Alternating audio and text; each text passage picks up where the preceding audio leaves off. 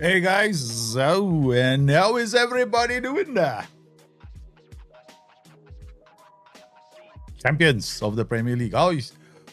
Yes, there is no way we cannot talk about last night. That is so not happening, right? We are definitely going to be talking about what happened last night. But news, I mean, there's one piece of news that overshadows everything else. Thank you, Spurs fan. Happy part. Yes, today is my partner anniversary too. We are English Premier League champions thanks to Spurs. Thank you very much. I don't think there was any doubt, even though you guys took the lead through Dominic Solanke. Solanke, man, he scored the goal though, right at the start. Thank you for the gift. I also say, you guys, you are kind. You were kind, guys. You were kind. There is no doubt. You guys were kind. It was a gilt-edged gift from Tottenham Hotspur. I mean, at first, right, I thought they were defending quite well at the start of the game. And then when Solanke scored, I was like, okay, we've been behind to Spurs before. And Spurs have been behind many, many times this season. They've scored many, many times and they failed to win matches too. So I was thinking, they got control of the game. We'll get back into it. Man, and then the first goal, which was called offside by a shoulder, actually his foot was on the line. If you look at the replay, right, there's a white line, right, the penalty area. Can't remember who. I think Szoboszlai's foot was on the line, and not Szoboszlai. The defender's foot was on the line, and Szoboszlai's foot was not on the line. So that was like, for me, the clearest indication of offside. I mean, like, you don't even need to go to the VAR thing and check. And they say it was a shoulder. Actually, you look at the feet and you can tell. But they don't look at the shoulder. They look at which part of the body can score the goal, and you can score a goal from here, right? So yeah. So that was it, man. Jamie, we would rather you win than Arsenal. No, come on, Arsenal have been waiting for a long time to win, nah? So I wouldn't begrudge them anything as well. I know they've come close a few times. For me, it's any team by United and City. Yeah, I think it would have been quite the death. Probably the death knell of English football if City had gone on to win this season 5 times in a row, and that's it.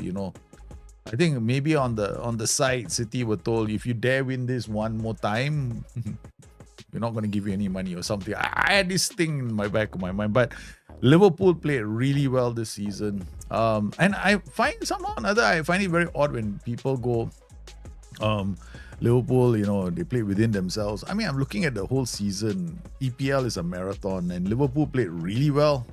They played really well. Okay, and bread and butter is the Premier League. Okay, it's the Premier League. Okay, we have to win the Premier League. That's our bread and butter. Because getting back on the perch is more important at this point in time. Getting the number 20 will finally put that debate to rest as who is the greatest club in England. We've been hearing United. United. I mean, let's just look at the whole thing. If you check it out, right, the match was being covered by Sky Sports last night. So Gary Neville, who was a Sky Sports commentator, so once the celebration started, he decided not to join David Jones, Jamie Redknapp, and Daniel Sturridge, which is understandable. I actually saw the game. Right? I was watching the game, and I know who the commentators covering it. So I kind of heard the news as well, because you saw Sturridge was standing on the side, so he's with Sky Sports. And then understandable lah. Gary Neville walked away and he's like, I'm not going to celebrate with you guys. But it was a great performance. Hating Arsenal is part of it. Hey, Slip Marley, how are you, man? It's hating us Arsenal. It's for quite a number of people. And then, what is this? Continue to article. Jurgen Klopp broke down in tears as his Liverpool fans will never forget. Yeah, his league titles. I mean, I'm also happy that the Mr. Jurgen Klopp, right? When Arne Slot took over, Jurgen Klopp made the fans sing his name, and then when Slot won, he made sure that they sang his name too. But this is fantastic. I think at the end of the day, right, who do you think was the best player for Liverpool this whole season? I'm interested to know what you guys think. Hey, sorry, wrong one. Who do you think Liverpool was the? Who do you think was the best player? Okay, let's not talk about Liverpool. Let's talk about the league in general, right? Who's the best player do you think in the league this season? I know some people are going to go Mo Salah as one of the best because, I mean, looking at him, at least 40 plus goal contributions, right? But for me, right, the man of the season this season was Alisson.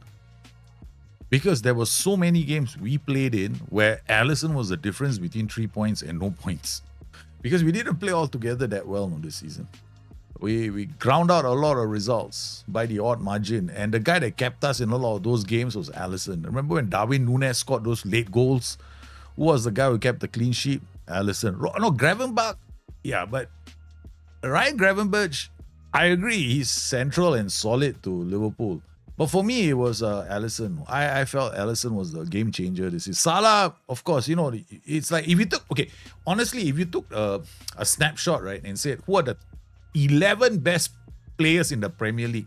Let's discuss this, okay? Let's start with let's do something on the poll, all right, here, okay? So let's do a list. You guys tell me, in the Premier League this season, okay, who are your best players? I don't know if I can do this.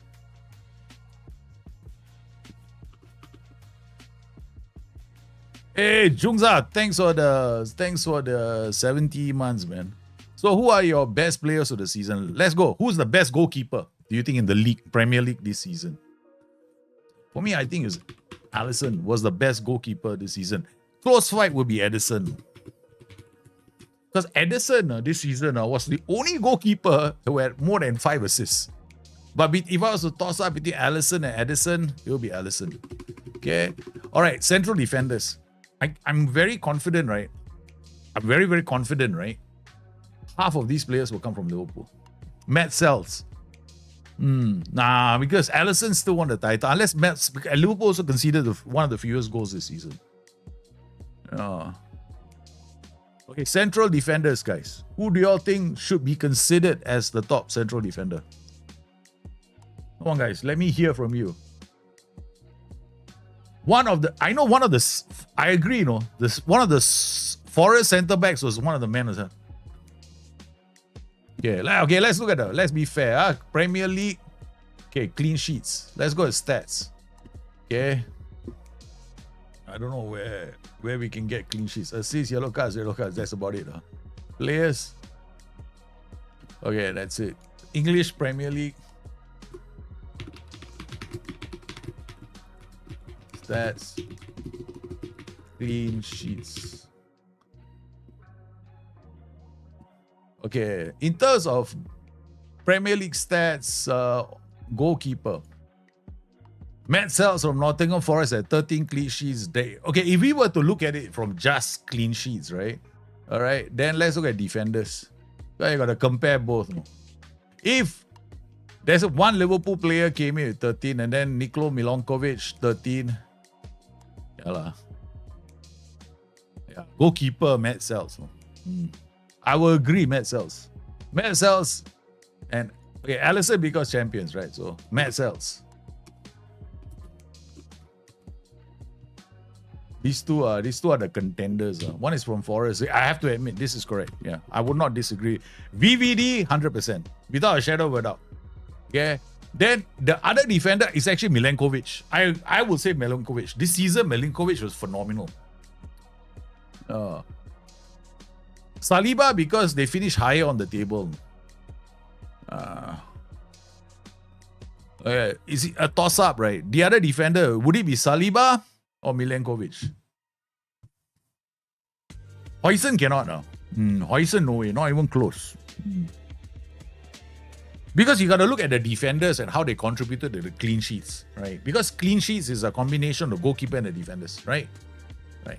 So it cannot be just a goalkeeper alone because the goalkeeper only considered 13 goals. But then the defenders also have to play. I mean, we can even go further. Yeah. You can go into what is that website called? Who scored, right? What was it? What is the thing? Shit, I forgot the name of the website though. English Premier League stats. What was it? It's not stats. No, what is it called? I used to go there all the time. What is the name of the? It's not this. It's the one with all the XG, OG, whatever nonsense is inside there. Wait, my damn thing is not even working. My shortcut window is not working. Not flash score. Who scored? What is it? What? Is it who scored? Is it who scored? It's not who scored as well. It's not this one. Premier League XG stats. Understat, footy stats, XG score, FB ref lah. I think it's FB ref, correct. Is this one? Okay, FB ref, correct. FB ref. Okay, squad, standard stats, and I'm looking at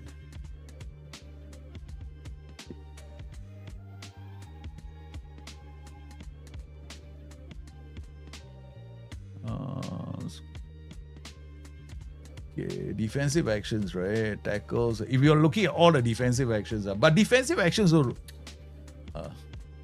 defensive actions. Is this the definition? No, the way you have to also look at the end of the day how they did. Here, total manners, coverage. This one is but we have to. You see, they don't give me. If it was me, right, I'll calculate everything right now and give it a final score. But this doesn't give it the final score. This is just like tackles and tackles won, defensive actions, middle third, and doesn't mean that the team with the best defensive actions will win. Okay, never mind. Let's just go and do a popularity contest. Okay, so VVD, FBRF is the best for stats, but then I have to go and do a deep dive into stats. Yeah, that's the only thing.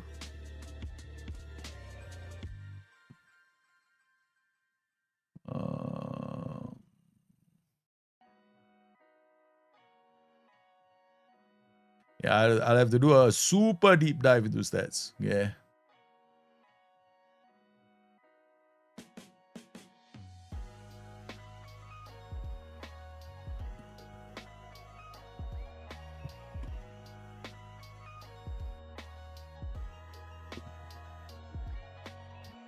We have to do a filter by goals and defenders and all that. Then we'll be here the whole day. Okay, come on, let's do the vote. Okay.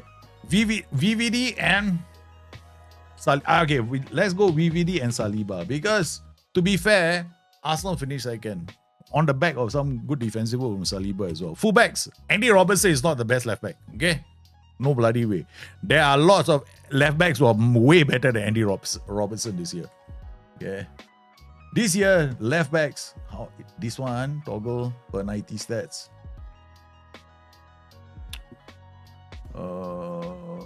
We can't filter by position. Yeah, this one cannot filter by position, man. This is not like Football Manager. Okay, this is no way by Football Manager. Okay, let me do filter. Where was the filters? Full side menu. No. Cannot. Lost range. Nope. I cannot do it by the full. Okay. Yeah, I guess as much. I can't do it by player. I'll be here forever. Hey, what's up, bro? So who do you think was the best left back in England this year?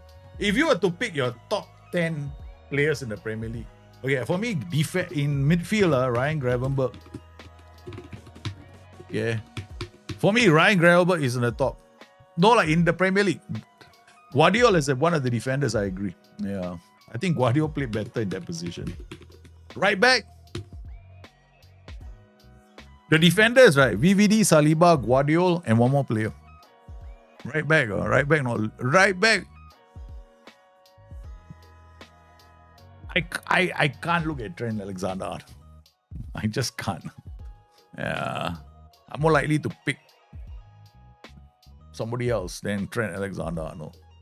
Ryan Gravenberch in midfield. And then for attack, right, this season, I think we got Saka, Salah. He's more like a link player, Gravenberch. Gravenberch is not a destroyer in the typical definition of destroyer. He was more like a link player. He intercepted a lot of balls. But he kept the engine running because he was linking midfield and attack. Without Gravenberch this season, the Liverpool have a struggle. Ola Aina is not bad. Yeah, I thought Ola Aina did quite well. So this season, Ola Aina stepped up. Yeah, you're right. And this is a player that went, I think, there wasn't Ola Aina the one that went to Torino. Let me see if I can remember his face. Yeah. He went to Torino on loan and came back a much better player. No? Came back to be such a good player this season.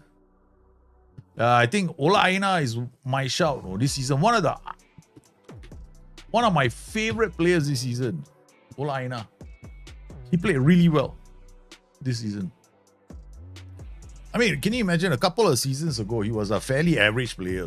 Uran Timber also. Yeah. Timber also is a good shout.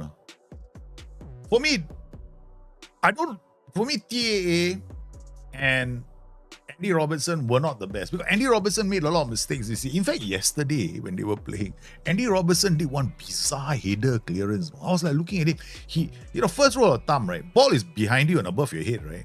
If it's behind you, don't turn like that and try and hit it, because you got no control over the header. So it's better to let the ball bounce if the player is far away. And the player was far away, but Andy Robertson decided to do this turn header and try and place it over there. I'm like, what an idiot. He's what Chelsea thought they were getting straight out of the academy. Correct. I thought it was right. Okay, who would be your pick for midfielder? I got Ryan Gravenberch there. Who else could be the one? For me, like Declan Rice. Declan Rice and Ryan Gravenberch. Can you imagine that as a midfield? For me, Ryan Gravenberch and the other player would be Declan Rice. Declan Rice, Bruno Fernandes. Bruno Fernandes, tough. No, I cannot. Because they have to have contributed to their teams doing well. I mean, basically, I'm sorry to say this, no United player will fit in the top 11. This is probably the first time in many seasons there will not be a United player in the Premier League 11. Because if I were a betting man, right, there won't be United. Bruno carried United, I know, but one man, not enough. Yeah. Bruno Guimaraes, Guimaraes on number 15. Okay, all right. So in midfield, right, we got Bruno G, of course, McAllister. McAllister. These are the players that perform really well. Ryan Gravenberch, Declan Rice, Bruno Guimaraes, and McAllister. Because Bruno Guimaraes did well for Odegaard. Odegaard as well. Odegaard will go further up the pecking order. I want to try and squeeze as many players into this list. Odegaard, yeah. Because you got 4 midfielders, but all like central midfielders, right? Odegaard maybe, yeah. Then we got Saka, Salah, Odegaard. Okay. In terms of strikers finishing the into the back of the net, right? Okay. This season, right? Oddly enough, right? It won't be. Okay, let me see whether I got it here or not.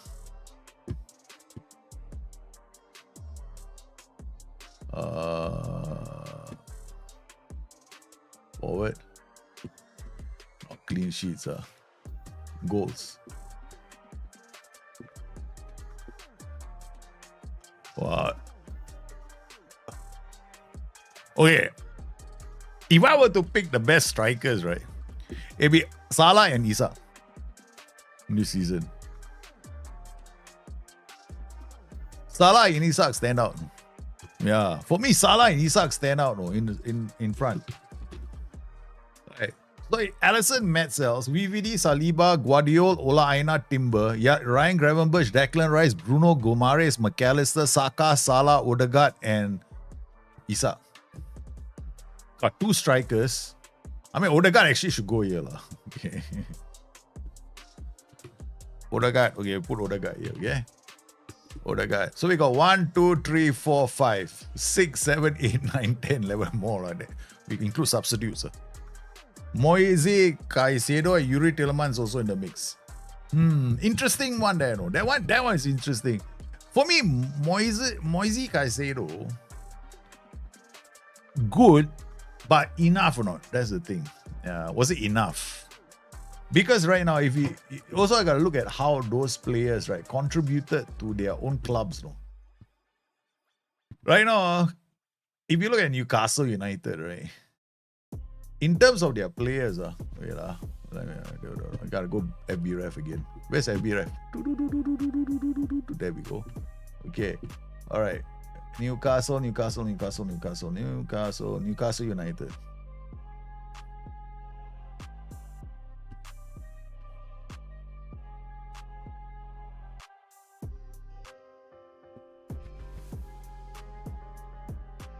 Okay, Grumare is definitely there. Okay, Grumare and Isak. Now we're gonna look at our boy.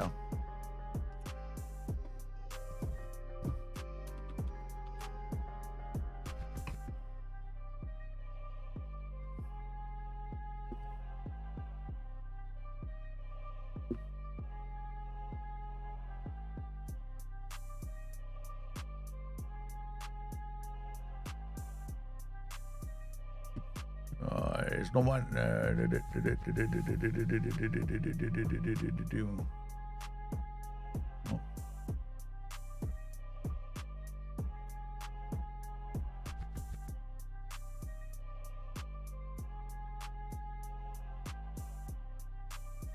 Yeah, Salah will be right wing. Okay, Salah definitely right wing, but here we got Saka.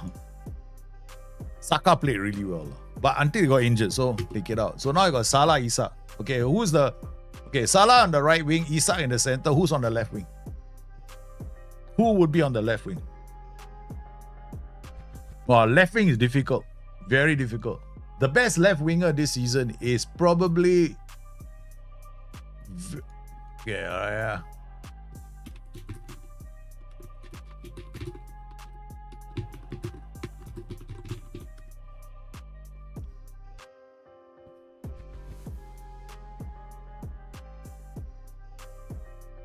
Start 16 times here.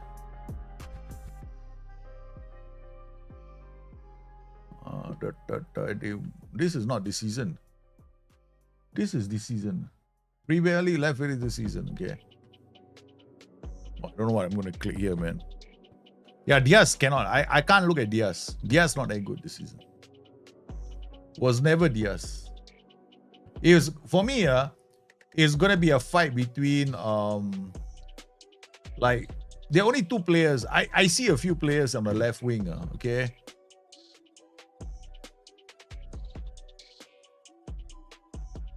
Because we got Cody Gakpo was a sub most of the time. Looking at the players that started, Son Heung-min, I would agree, but also there isn't much to not much to go on there. No? Cole Palmer started so well, then fell off. For me, Anthony Gordon. Yeah, because of where Newcastle are right now. So, but this is quite tough, no? Son fell off a cliff. Cole Palmer fell off a cliff. Elanga is Anthony Elanga. Let's see.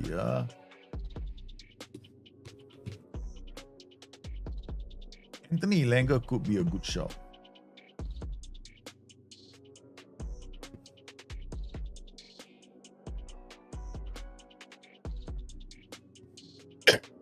Because like this, we got to compare Anthony Elanga. Which percentile does he fit in? In terms of assists, top percentile.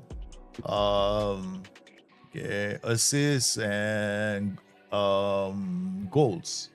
34. Okay, so 94, 34. This is the only way I can do it. Okay. No, I think I agree. No, not many players took the left wing this season. Okay, so Anthony Elanga is basically in the top quartile, in the top 6% and bottom third in the league. All right, top 6% and bottom third in the league in terms of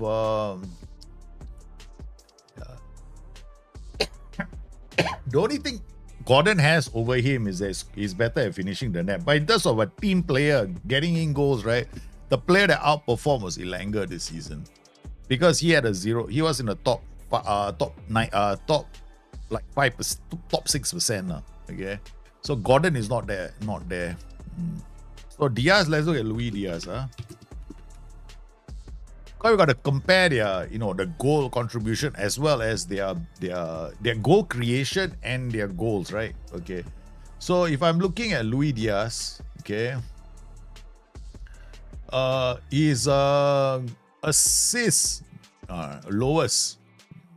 In fact, Elanga was much better. I think Elanga, the one to take it this season, left wing, was not Gordon. Elanga, he was the best in terms of creating goals for his teammates and getting into goal scoring and creating goals for his teammates, okay, and scoring at the same time. So doing both. Elanga was the if Elanga did this, Elanga could. Oh my, that is a good fella to go and get. Nottingham Forest. Semenyo, check out Semenyo.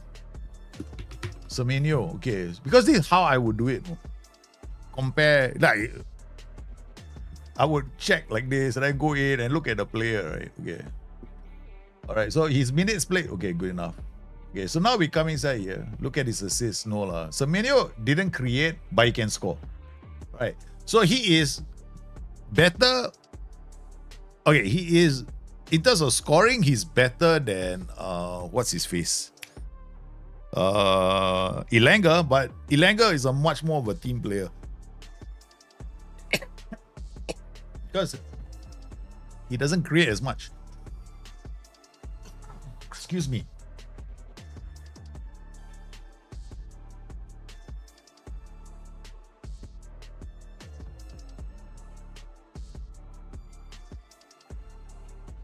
Because if we were to look at the whole season, right? Okay, if you look at the whole season, assist 0.11. And because here we cannot do a comparison sheet. I can only do it like that. You tap to the right. Oh yeah, shucks. And I come inside here, and then pop it inside here. Then we can go inside here and then do a head-to-head battle between him and Elanga. Okay. Then you go to complete scouting report. All right, then we look at his complete scouting report, right? Now, if you look at Elanga, goals 0.34, 0.24 per 90, assists 0.39, right? And then you look at Antonio Semenyo, goals 0.25 per 90, and assists 0.11. So, who's up? Johnson.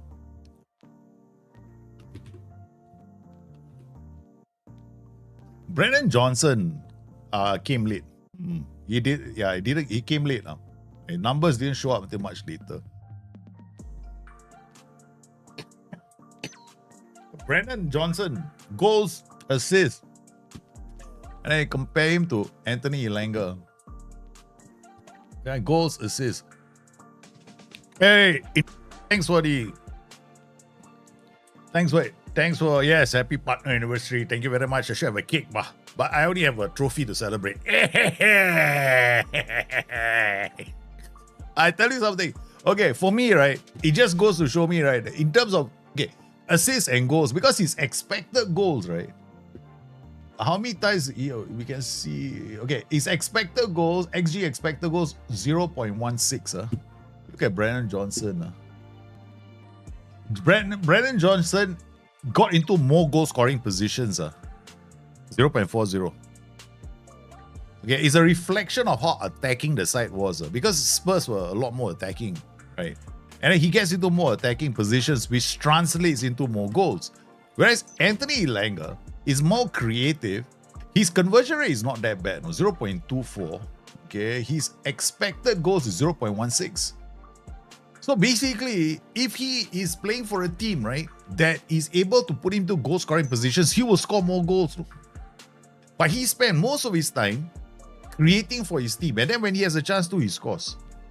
See, this is how I read stats, right? So it tells a story of the player.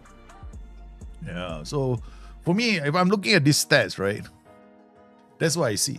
I see that Elanga was much more of a creative force, 0.24 goals for 0.16 XG. Then we compare him to Brennan Johnson.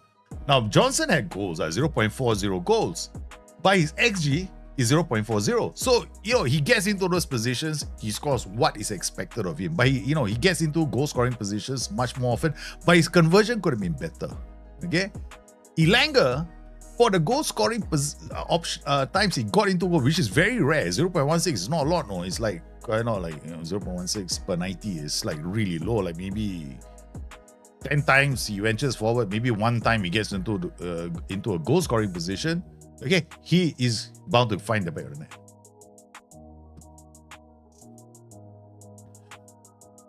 I think I would agree that Bruno Fernandes is one hell of a player playing for the wrong team. I always felt that way. In fact, okay, I'll be very honest here, right? Okay, to any United fan out there, take it whichever way you want to take it. Okay, all right. Bruno Fernandes should not be playing United, or United should have built a formation around Bruno Fernandes and left him as the AM in front in a 4-2-3-1. That's it.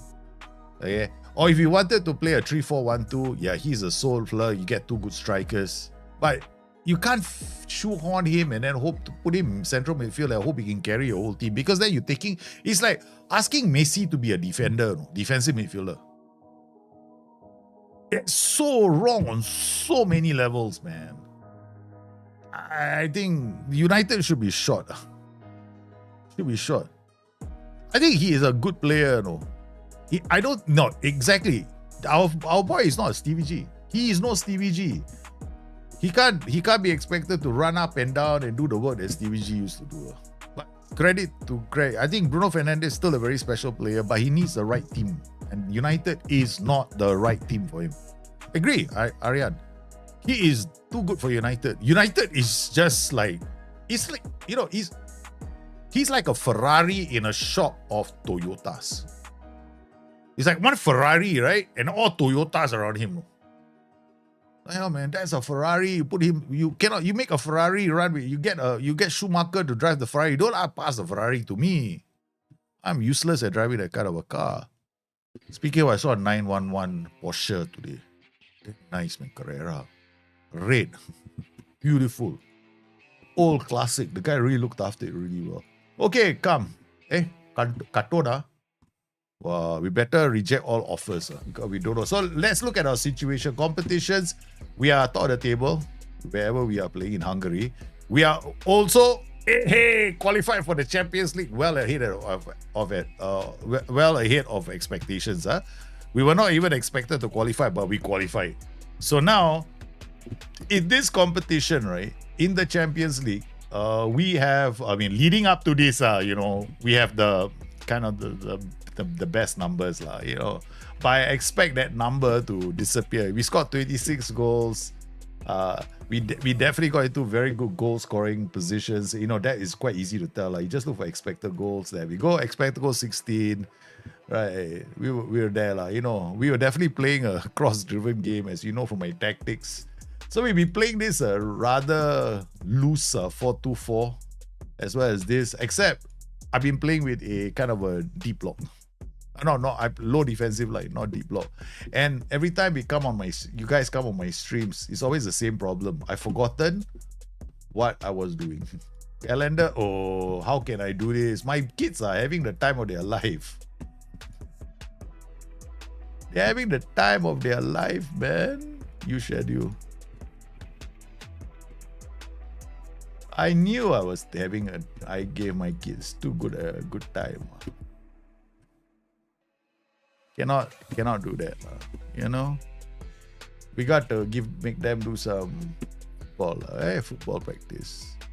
Under 19s, go and play some realistic games, Okay, I'll tell you what we'll do. We'll go back to the schedule again, not schedule. Trading, schedule, this schedule, right? Okay, please put in recovery like a nice man. Okay, can I can't even take this out. Cannot, no? Yeah, it'll be there. Save. Physical, the one. We'll change this to endurance. Got endurance is stamina and work rate. Okay. And I got the calendar. Go back in here and change everything one more time. Poor kids, they're going to be confused. The reason why I did it like that is because the... I can't show it from here. I have to show it from here. See, the injury risk is lower already. Yeah, it's a bit lower. But this is quite heavy. It should be fine. What's the worst thing that can happen to them? They will just have heart attacks, die young, whatever. Never want to play for me again. Normal stuff. You know, the players will just come in and go. We never play for this manager again. He does not respect us. He is always pushing us to the very limit. Yeah, I push you all to the very limit. Okay, go. That's enough. This is David Nunes, Garnacho off flops this season. Let's do. I like that. Okay, let's do. Okay. These are the biggest stars of the season, right? Okay, biggest flops of the season. All right, guys, let's do the biggest. Hey, we do it here. This one not so nice. We do it on Canva. Okay, wait, why I close the thing? 4. I'm an idiot. Okay, where is it? Topics. I know I have it open somewhere. Cat white dating. Okay. All right, this is my notes. Okay, file, create new design, custom 1920. Let's put a nice background, huh? Hey, let's go get a picture of hey, I keep doing it. Why am I closing the file? Real muppet though today. Okay, I want to start. Who's that? United goalkeeper? Onana. Andre Onana image. Let's go, baby. Save image. Hey, come on. Let me see if I can take this image now. Okay, let's see if I can. Shit. Accept all. I don't think I can save this image. JPEG image. Gloucester Chargers, put it inside here, see whether I can pop it up. Let's come inside here. Where was it? I just opened it, no? Untitled. Okay, upload. Where's upload? Upload. I think it was pick gallery. There, Onana. Open. Okay. That's there. This looks like he's gonna miss the ball anyway. Edit. Background remover. Let's remove the background really quickly. Okay, let's put him here. Okay. All right. Okay. All right. He is the epitome of this. Okay. Okay. All right. So we go here. All right, let's go. Biggest flop. Hey. This sounds almost wrong. Best flops.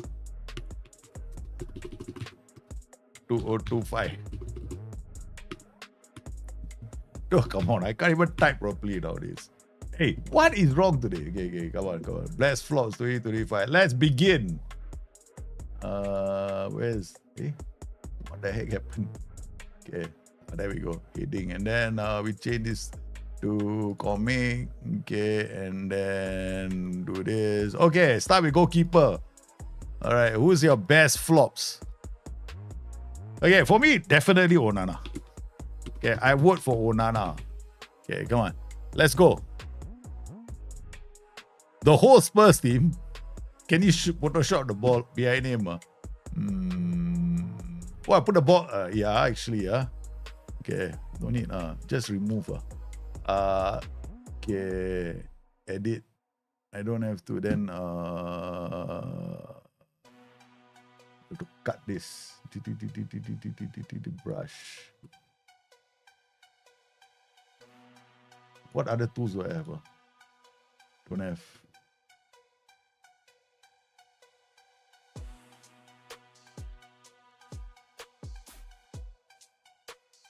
Oh no.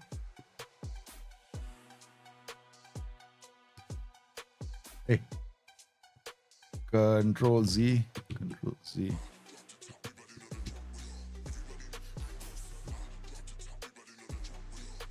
Deselect. Okay, all right. I just had it here.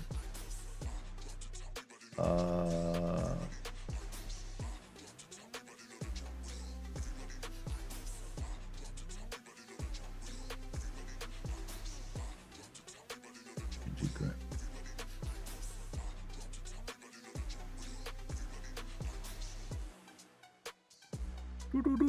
Okay. Okay, put the ball there. Okay. No. Small the ball. Okay, I have to do it one more time. Edit. Okay. Okay. Edit. Magic grab. Hey, come on.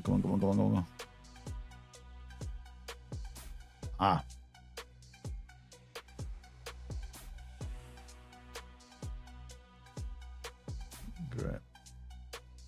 Oi. Grab.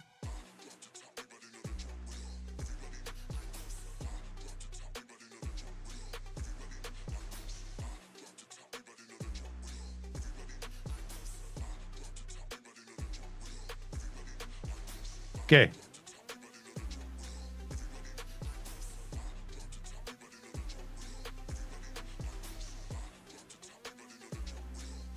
All right, that's it. Best flops of the season. Onana. Okay. Okay. Best flops 2025. Okay, let's give this a nice color. Blue. No need. We do this one. I do best flops 2025. Okay. Okay. No, it cannot be seen sitting on the ball. Okay, that's it. Okay. All right. Onana. What are the rest of the best flops? Okay. I got Onana. Come on, defenders. Okay, defenders. Not many, We got...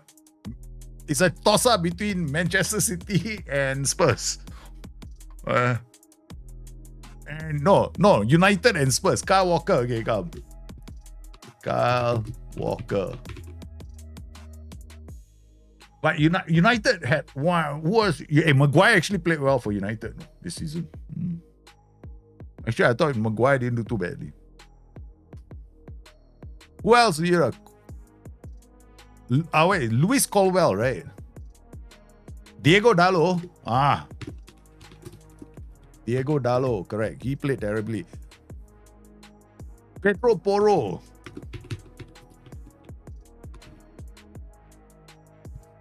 Yeah. Onana, Kyle Walker, Diego Dallo, Luke Shaw.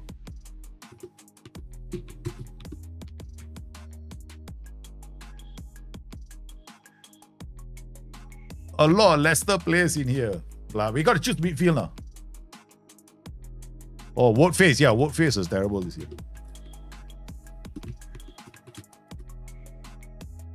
Casemiro.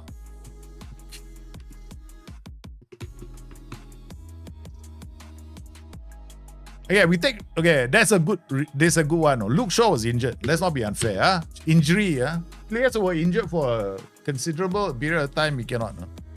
Romero. Okay, Romero is a good shout. Okay, let's look. Who was always put in front? Darwin Núñez. Hey, okay, enough defenders. We got so many defenders already. Look, what? Kyle Walker, Diego Dallo, Pedro Porro, Woodface, Casemiro, Romero, James Maddison. Who's the butcher?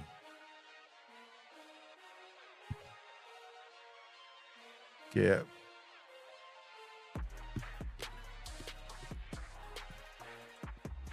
Another list here. Okay, so we go all the way until O. Okay, all right. Lisandro Martinez, correct.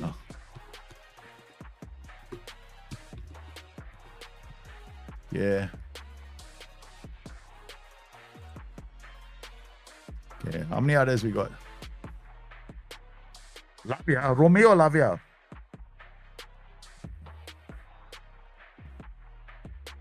Rasmus Højlund, correct. H. How do you spell Højlund? H. Shucks, I also cannot remember. Rasmus. Hojlund. I can't do the accent. So Hojlund. Okay. Højlund. Gabriel Jesus. No, Gabriel Jesus injured. Cannot. No, De Gea was a way better goalkeeper. Jadon Sancho, correct. Grealish? Savinho, I disagree. I think Grealish is correct. What is it? David Grealish, right? Is David Grealish, right? I cannot remember. Was it? Is it David Grealish or... What is his first name? Jack Grealish. You know, what an impression he made or left on me. Jack Grealish. Who else? That's flops of 2025. Oh, Grealish is out there as the flop. Like not only 2025 but 2024 as well. Enzo, no lah. Nicholas Fulkrug did well. I think Fulkrug had a really good start to the season. He only faded much later. Yeah, and Fulkrug, when he was given a chance, he actually got there lah. But no, Fulkrug no lah. You cannot fault a striker for not having chances also, and he can only score with his head. Son Heung-min no lah. Son Heung-min man missing. Cole Palmer, another one. Started well, then boom, disappeared. Son Heung-min to I think at the end of the day, yeah, Son Heung-min.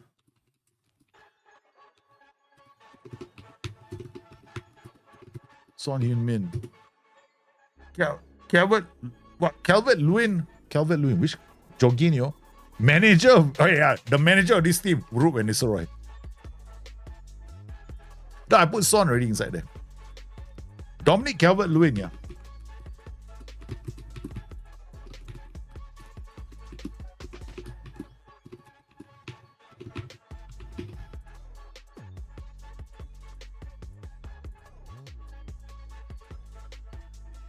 One, 2, 3, 4, 5, 6, 7, 8, 9, 10, 11, 12, 13, 14. I can carry on the list. Okay. Armando Broja.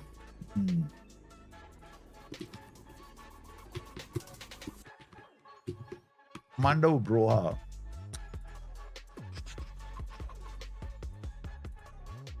He only played 10 games this season. He didn't play enough games. These players must play a substantial number of games, no? Yeah, and then they're still playing. They're flops. Yeah. A player who plays 10 games is like, doesn't get enough of a shout out.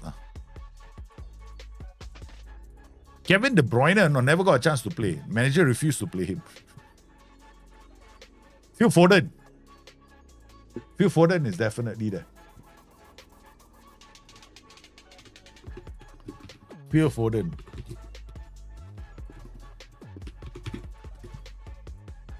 Okay, now we put a background. Nice background. Don't put something, put greenish background. Looks like a football field. Then, what is it?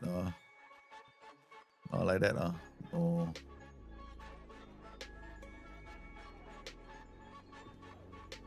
Change the green. Oh, sheesh. Better be white. This thing is showing already. I cut it and I have to skip it. I know what to do. What the hell, the thing?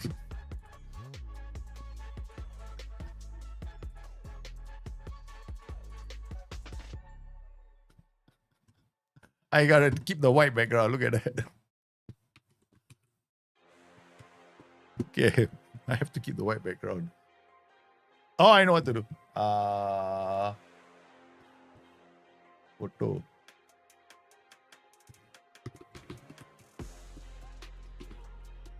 For pitch.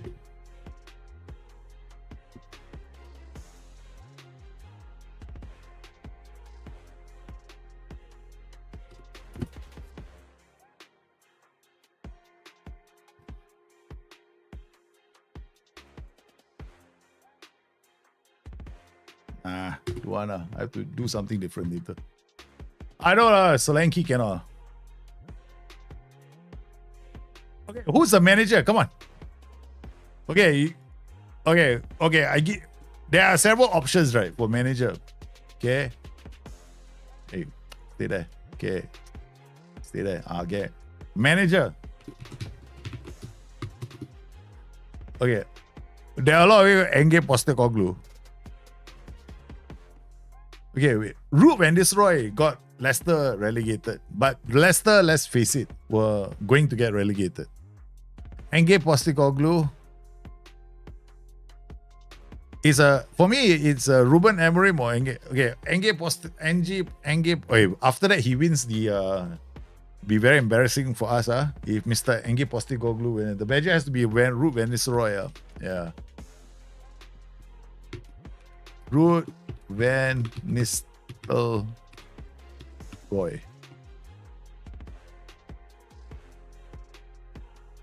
Leicester haven't scored a goal at home for 12 games. Yeah, I agree. At least score a goal for your fans. They come. No, at least United score a goal for their fans.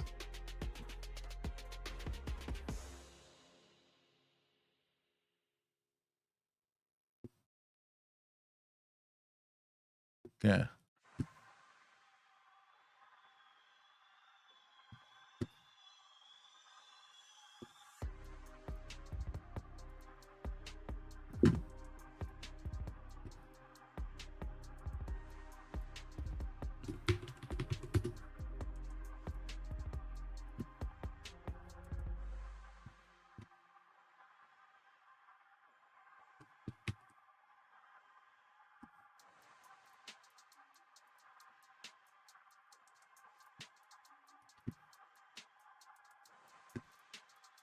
Yeah.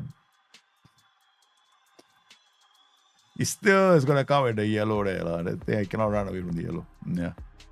I don't wanna do the whole thing. I know where to put it. Okay.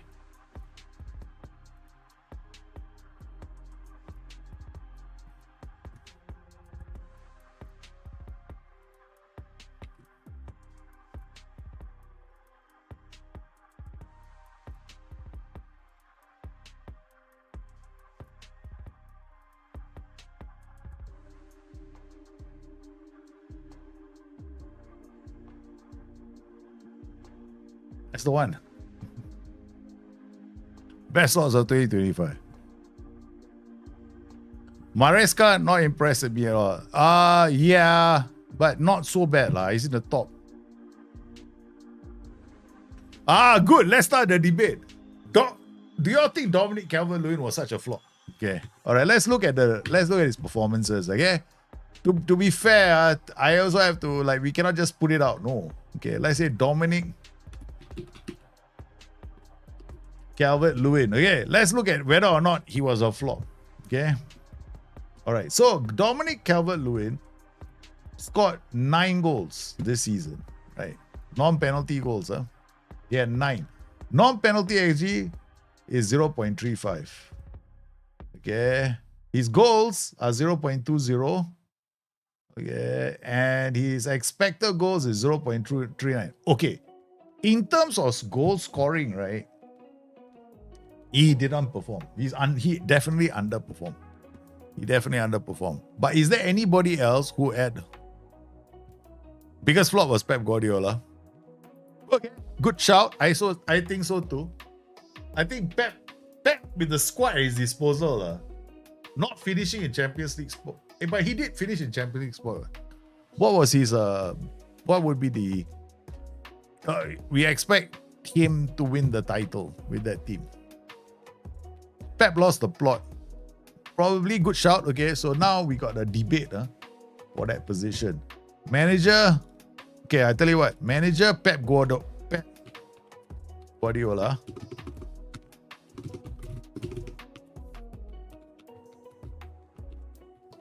Assistant manager Ruud van Nistelrooy.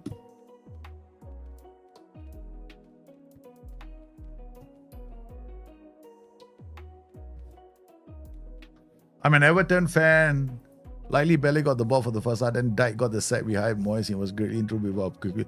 I think Everton can't go wrong. The manager, they to be fair, I think right now their manager did well. Man, the bloke Bali got the ball. Wait, I know what to do here. This is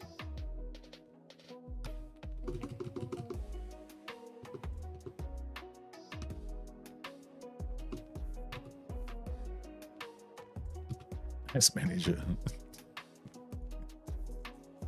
Don't be so mean. Assistant manager, okay.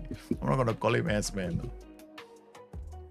Assistant manager route when this right. I gotta change this to because the bloody guy's name is so long. Okay. Alright. Right. Okay, there we go. Assistant manager route when this right. Any debate, right? I don't call it S-man. Such okay lah. S-man. S-man. It's a very football manager thing, right? After Slot, Moyes. Yeah, I agree. I think the best manager is Arne Slot and David Moyes. And Steve Cooper. These are my three top managers this season. Yeah. To me, the three best managers this season: Arne Slot, David Moyes, and Steve. Forrest is Steve Cooper, right? If I'm not mistaken. Yeah. No, but I think the Forrest did much better. Forrest on paper with the squad that they had, they did much better. Harsh on Pep. I think Pep with the thing is Pep has the players at his disposal to do something with them. But let's be realistic. That manager is in line for the FA Cup. This manager, right? The worst manager right now, Pep. The thing is, you can't say a manager is the worst manager of the season if his team doesn't finish in the top 5. Forrest is Nuno Fernandes, correct? Yeah, Nuno Fernandes. Steve Cooper couldn't manage a McDonald's.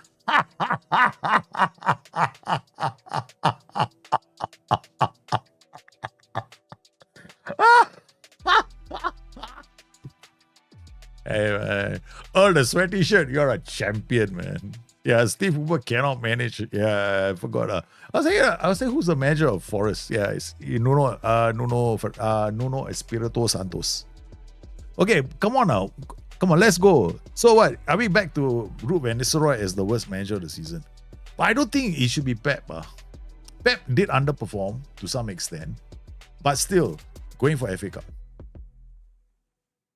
If Nuno gets into the Champions League, he's in with a shot for manager of the year, but the manager almost always, the manager is the one that wins the title. Because the title is the what they're all after. Getting to the Champions League is a top 4 finish. Whereas you can get by with a couple of defeats, but to get to the Champions League and still be champions, that counts for another one. Okay, manager, then Ange Postecoglou lah. Assistant manager, okay?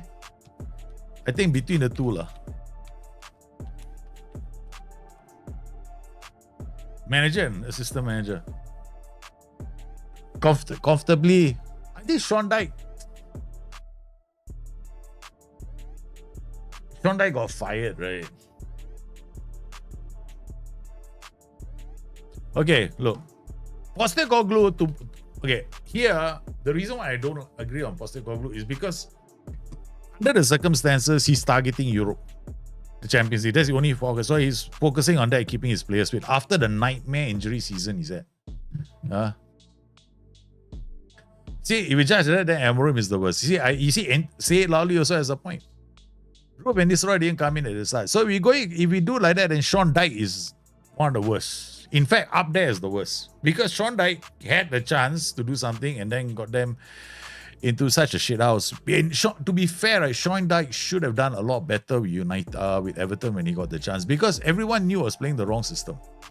David Moyes walked in and turned it around, and they look at it. They were playing so well after that.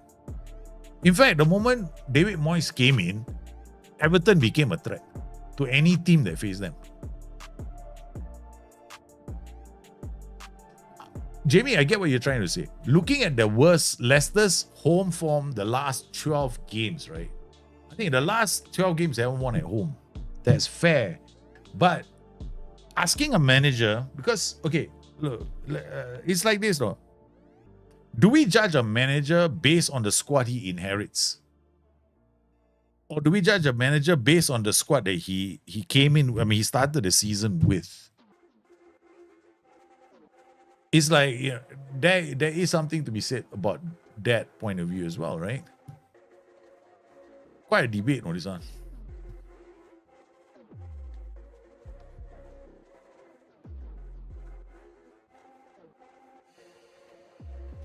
Who doesn't like it? I like Sean Dyche myself. There was a stat on Sky Sports about most injured players and missing days. Spurs can't blame injuries based on... No, I do believe the Ange Postecoglou underperformed.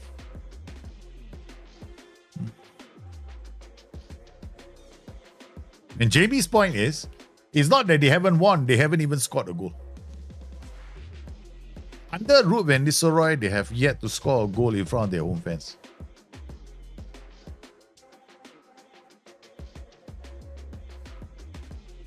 Or the Ruud van Nistelrooy argument is very strong. I mean, to say, okay, if you haven't scored a goal in front of your home fans in 12 games, or something is wrong. Or this is a very good debate. We can have this debate forever. Who was the worst manager of the season?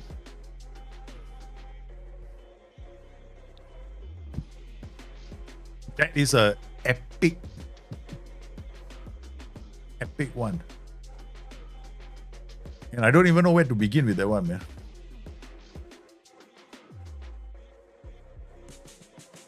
Okay, we gotta save this screen, and then we'll come back to it. We're not gonna give a final verdict. Everyone can go back, think about it. We're going to this game now. We're going to this game. But the thing is, I'm still thinking to myself, right? Okay. I mean, the very fact that for 12 games at home, no, you can't score. Pep is a flop, believe me. Even if it's on final of a cup with one of the best teams in the world. Man City. So the depth, this for us, okay, if let's say Arne Slot finished 4th or 5th, right? 4th or 5th, in his first season, would he be considered a flop? See, for me, the thing is, Man City are still in the running for a top 5 finish. Teams kind of, yeah.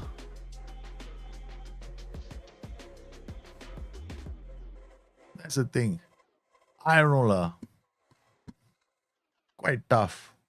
It's quite tough. This debate can go on forever. But I like the discussion, because who do you think is the ultimate? Julian Lopetegui. Wow. Wow. Where is my...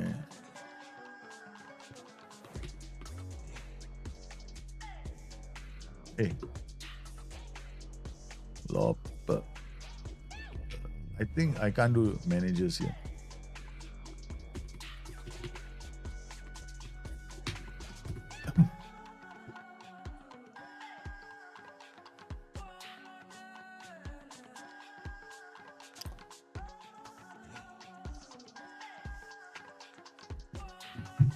West Ham was, what were they last season? City has slight transition. Lopetegui, West Ham was in top 10, right, last season. And then after Lopetegui, right, they ended up becoming, after Lopetegui, he left them in dire straits, this season. Didn't he? If I'm not mistaken, right?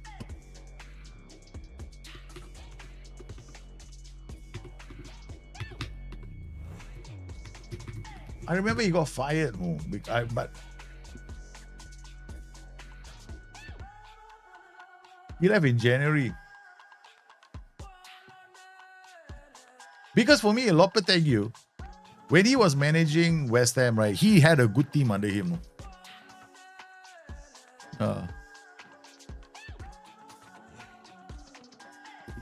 Okay.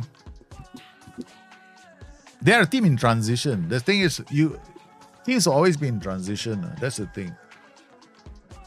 It's an interesting debate because you see, teams always go through their ups and downs. We can't expect them to be at the top all the way, right? To be fair. Yeah, a Champions League, but have I got my players? I don't even know who's playing, I hope these guys are not going to be unhappy with me. Some of them never going to play for me.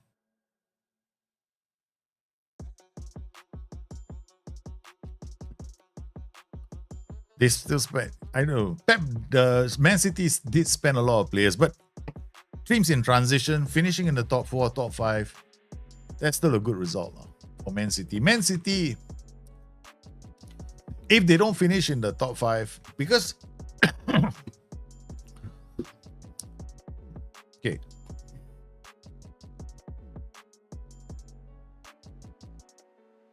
To be fair, right?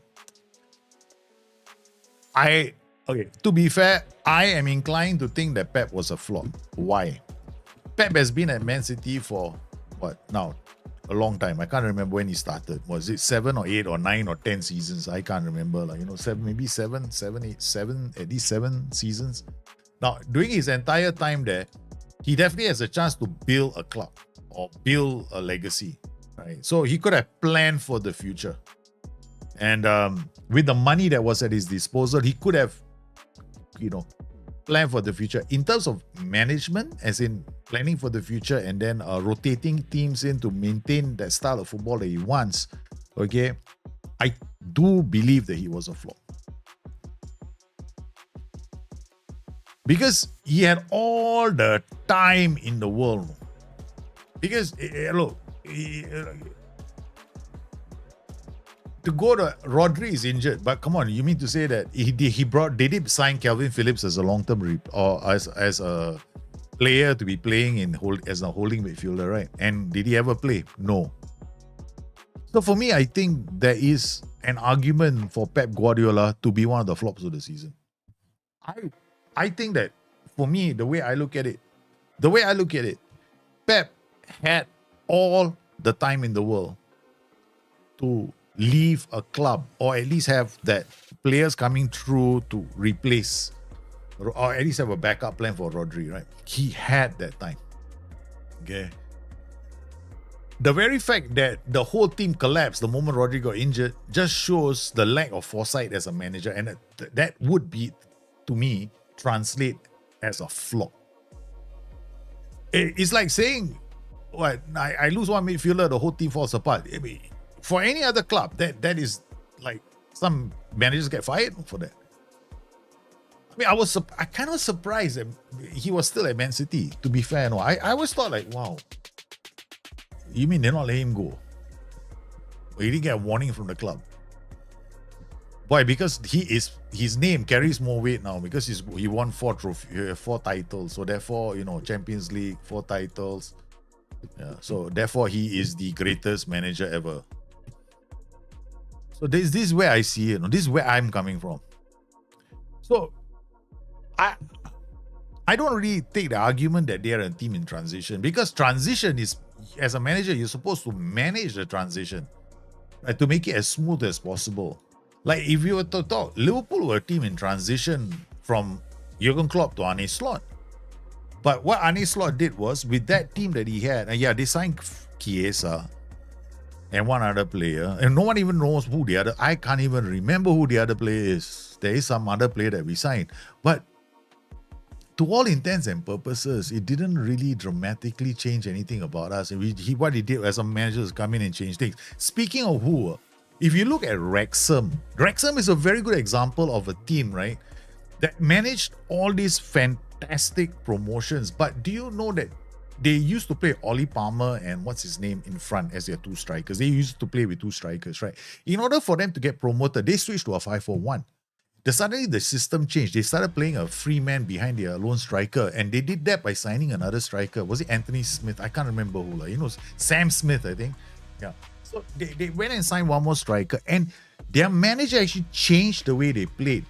So here for me, if we were to judge a manager as a manager as a flop, a manager who cannot manage a transition has to be branded a flop if he's got one of the biggest purses in the world to control. No, for me, Slot, yes, you can judge him in 2 seasons. It may have been Klopp's team, but he played it differently from Klopp, Jamie. It may have been Klopp certainly left him with a very, very strong team. Right? He left him with a strong team. But to be fair, as a manager, right, he didn't have a lot of depth in that squad. If Gravenberch had suffered a long-term injury, gone. If Mo Salah had suffered a long-term injury, gone. If Virgil van Dijk would have suffered a long-term injury, gone. We had injuries to Konate. We had injuries to Trent Alexander-Arnold. Gravenberch missed 1 or 2 games, but not enough to warrant a long-term absence. So there were players missing in that team for a while. But the thing is, he did really well because he rotated the squad. No, I'm not saying Pep is a flop because he did win the title. I'm saying Pep. The difference between the performance last season and this season is day and night. Day and night. I think that they should have transitioned and been a threat to a top 4, at least top 3. It became a 2-horse race. It became a 2-horse race in January. I mean, when was the last time it was a 2-horse race? It was a 2-horse race between Liverpool and Arsenal for the longest time, no?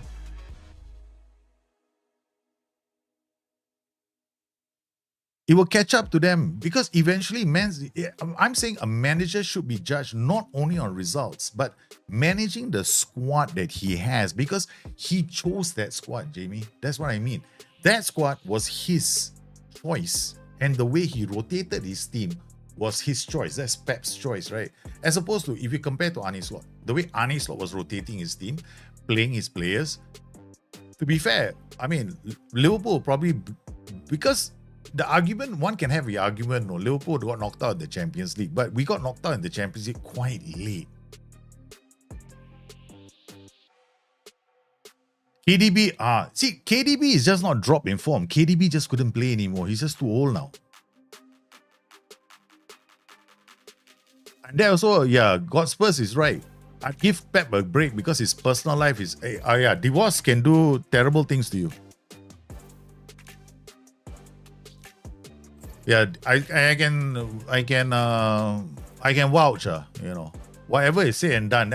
Gospers just reminded me of one thing. Actually, I think that's true. I think we gotta cut Guardiola some slack. Gotta cut a lot of slack. I know some people will say, but you have to leave your home life at home and your work life at work. But I can say one thing. It's not the same thing. You cannot divorce your home life from your work life. And I am coming from the background of a man who's been divorced once and has had his fair share of bad luck with women again. And I tell you something, it does your head in. It does your head in. Like there's no tomorrow. And whatever it is, you try to work through it as much as you can. But nobody understands the turmoil inside the man. And highly competitive people who focus themselves on their careers like that, there is a time where this comes back to bite you on the ass.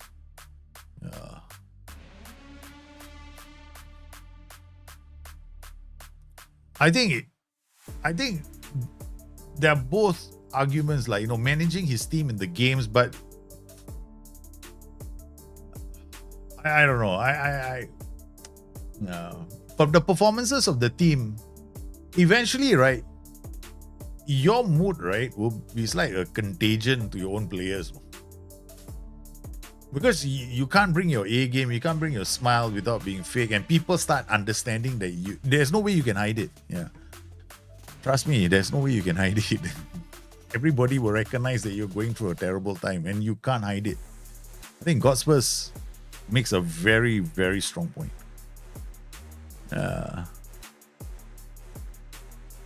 It's not easy. I realize it. I forgot about the fact. Then, especially if it's just a wife, right? It's not so bad to some extent. You can walk away from a woman. But if you've got wife plus children, it's much harder because your head is going to be done. I'm not saying the wife is not as important as the kids, but whatever it is, once you commit yourself, quite difficult. There are some people who treat it like nothing is more important than family. And I reckon he is like that. Or he could be. UEFA Champions League top young players odds from 90minutes.com. Erling Van Haaland. When Holland. Because we were just debating who are the top. Okay, so we got the notepad out. We got the top 10 players. Okay, top manager, that means, okay, we got who are the managers? We got two managers. Ane Slot and Nuno Espirito Santos. And who else we got there? I think that's it, right? But for not any manager is over exaggerated.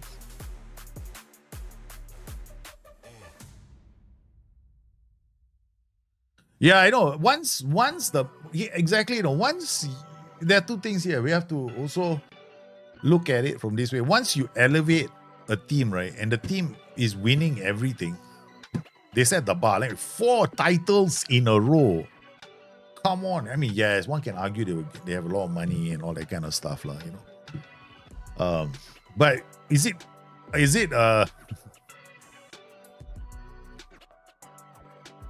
why am I I don't know if I'm keeping this place or selling this place. I really don't know. Is it the managers? Is it Pep's fault that all the clubs that the club he's employed by wants to throw money around like nobody's business? It's not his fault. Right? The club does what he wants to do. I mean, if you look at Wrexham right now, right? Wrexham, I think the McElhenney and what's his name, the other joker owns the club.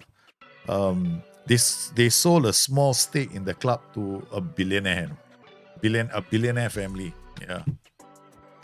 And that's one of the reasons why they managed to get promoted this season, because they suddenly came into some cash, so they could upgrade because their Cop stand was delayed, right? And then they don't have their own training ground. They don't have under soil heating at the stadium. If it continues to hit, then we can judge Pep. I agree, Jamie. I think let Pep stay. Eddie Howe is one top 3. Yeah, top 3 managers. This will be it.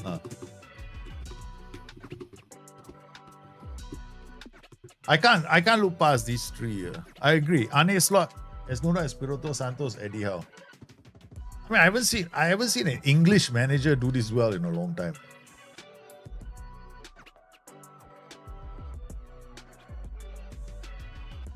It's been a while, no English managers have done this well. Yeah. Now we gotta play this game. Budahu Foki. Then we play Benfica next. Oh God. I've forgotten what my team is like. I honestly have no clue, no. We've been playing this game. We've been talking about Football Manager, the league season, all things wonderful, basically. Okay, here we go. We are playing against, let's show you what I'm playing against. Yeah, we are playing against AF winger, inverter winger, creative fulcrum here. This guy holding it back. This is a very defensive area. I can expect some. If I see that focus play here, then I know they're attacking this way. So I gotta watch out for my right. I gotta watch my right flank. That's where I think that we might get into some trouble. So he's injured. Yeah. Wow, that's not but I got no choice already. Kehinde lah. Kehinde, I think we'll start with Kehinde. Then we'll push Romdane up. Romdane can play here instead of Fani. Maiga, Ramirez. Varga and Kodro to lead the line. Cisse will play here. Botka is the right back. We'll put Botka. Botka is a bit more defensively minded. Kojak, unhappy. Come. I like having unhappy players on my bench. Go and warm the bench. Be unhappy. I think Pep hard luck. Slot invented a Rodri in Gravenberch while Pep's side collapsed without the only Rodri.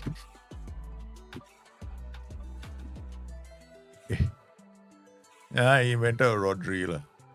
True that. Okay, we are playing away from home and what am I doing here? Dang. Cautious. I thought I have attack mentality. Yeah, I was playing the wrong tactic. Switching back.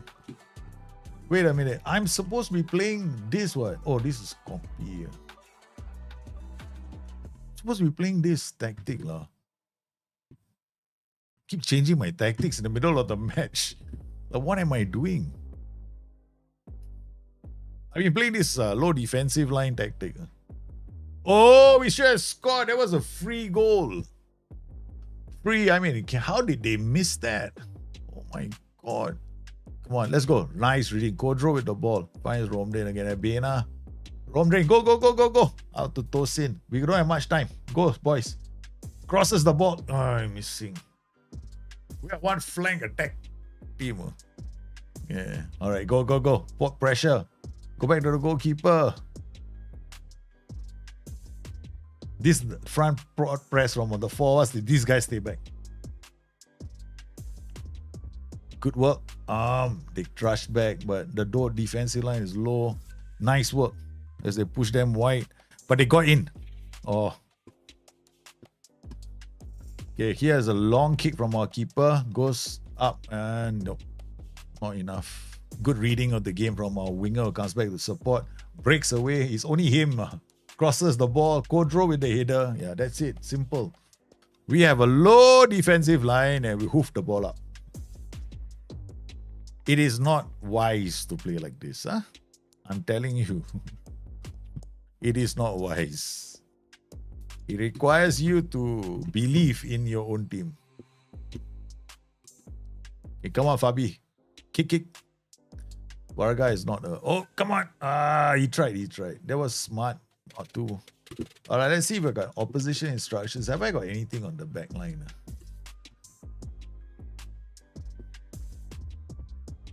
Yeah, I have. I got fullback. Fullback left. No. Don't want. No wonder they can go down the flank so easily. Romden, nice. Kodro. Yeah! I tell you, all we do is we sit back. They miss the transition. We counter straight away. God love this. This is going to be our go-to system in Europe. So I've been playing this all the way.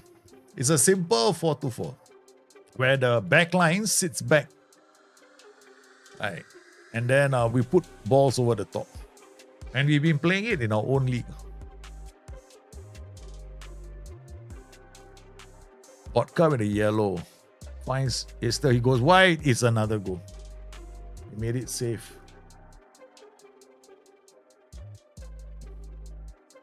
Zakia Ryerson back to Estil. Estil drops one. Varga, the advanced forward, scoring. Here comes Romden to Tosan. Okay, this is ours. Neba to Civic.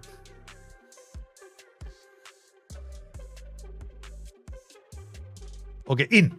Nice. Too late. Okay. Nice reading of the game. The defensive line, the wingers come so deep now because their defensive line is low. Ladies and gentlemen. No, I don't play out of the back. If I play out of the back, I'm asking for... I don't know. I cannot play out of the back. The DMs will be too deep.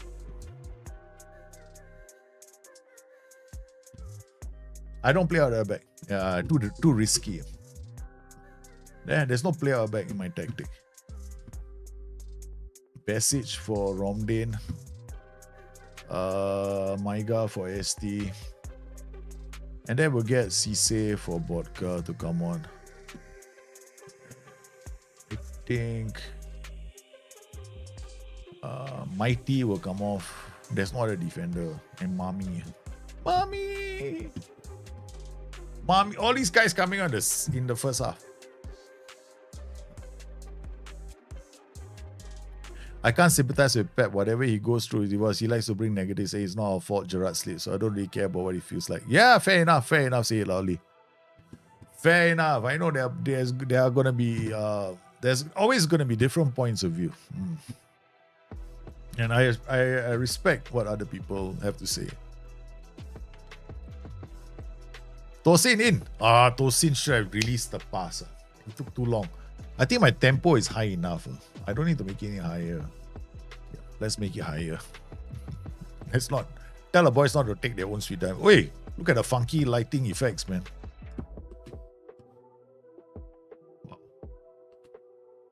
Wow.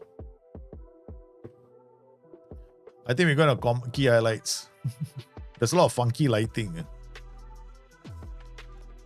Fireworks have gone off in the stadium, babies. Oh, Varga! It's a 10 goal, ladies and gentlemen. Aneba, this is the defender. Gives it to the NCB. No nonsense central defender. Look what he does, huh? It's like you want to play this back to front tactics, right? High tempo, right? You have an NCD. This is what the NCD will do. They will just give a long kick up, hoping for the best. Simple goals.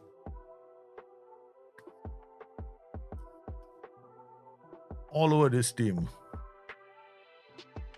Tosan and Civic now. Puts one in. It's another one. It's 5-0 now.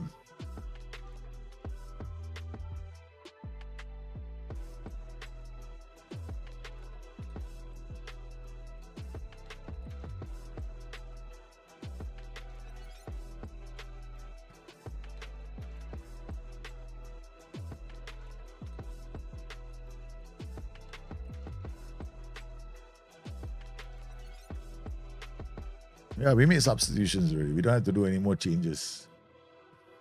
The players are performing. Okay, oh no. We are set piece magicians apparently. Okay. We only have one. Oh, Dodo. Okay, so looks like okay lah. You know, if I take anybody off, it'll be Kodro or Varga, but they look fine to me.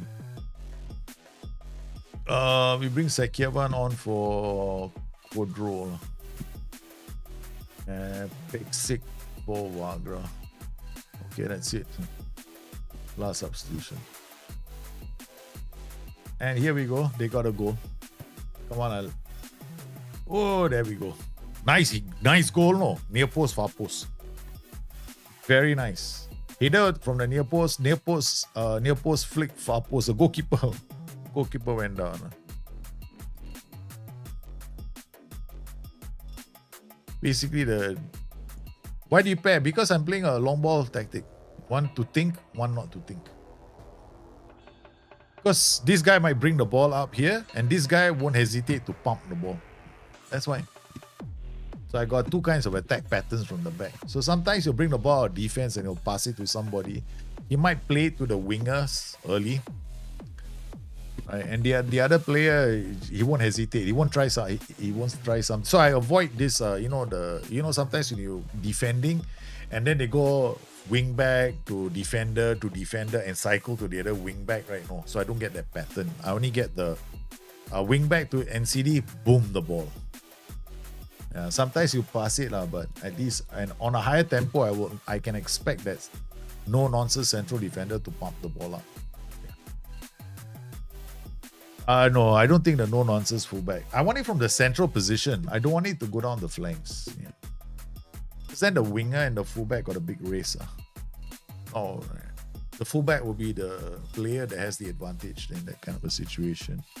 Here, I like to put a no nonsense central defender because then when the ball goes over the top, it's striker for defender. They're same line already.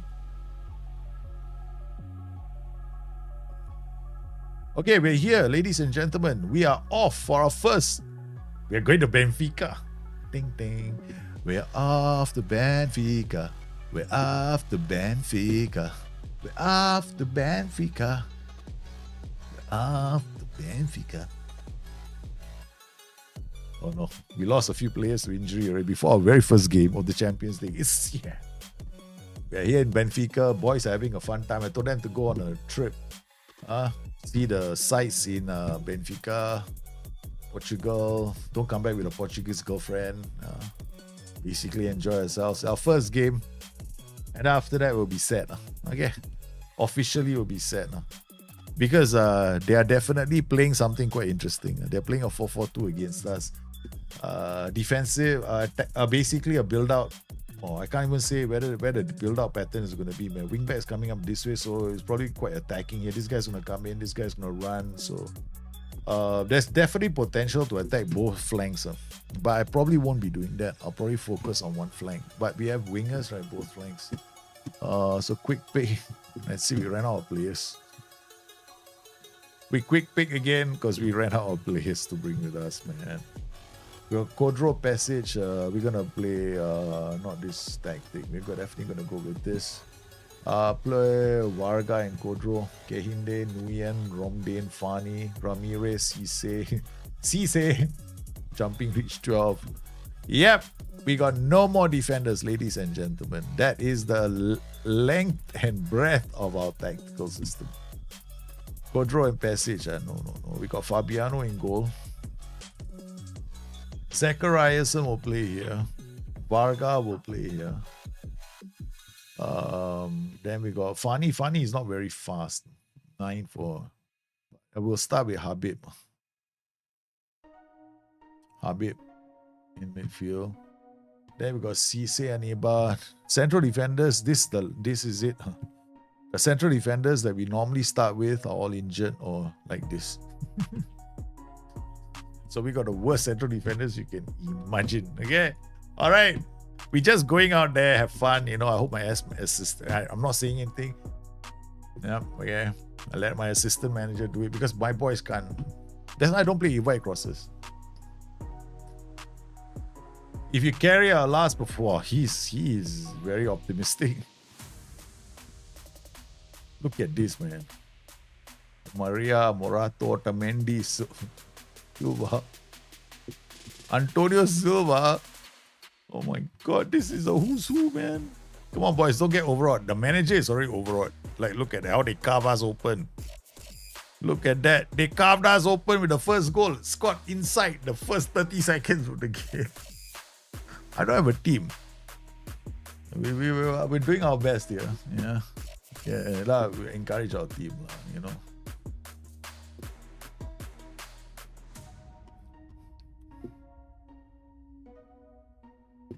Shout. Encourage them, and encourage the entire team. First time I'm encouraging them. Come on, boys. Don't let your heads drop, okay? It's only Benfica.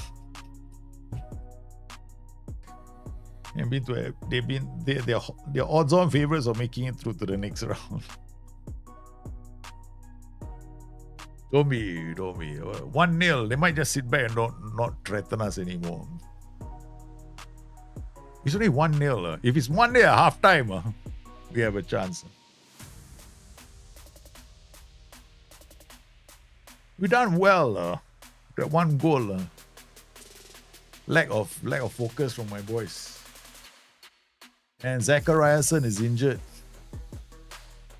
We have to bring on Nguyen then.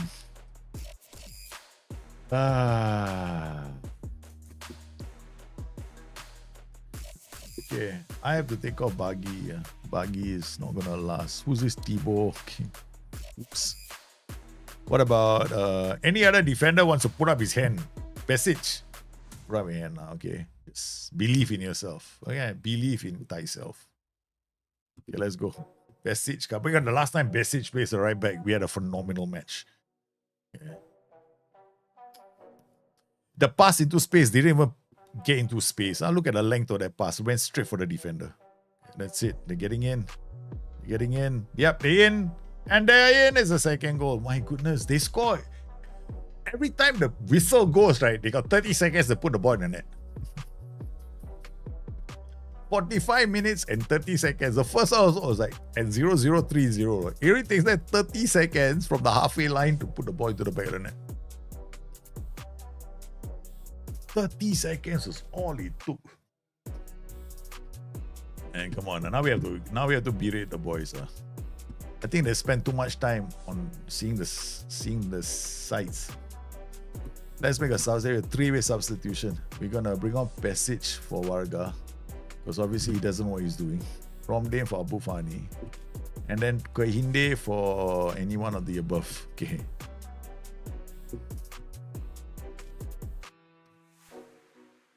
That's it. After that, we're going on attacking.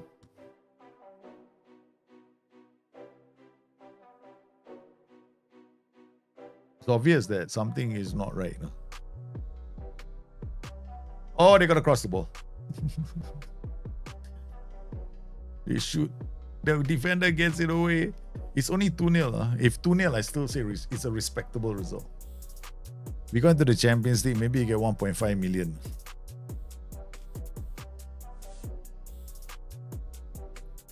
Oh, this is the way to beat me. Long passes.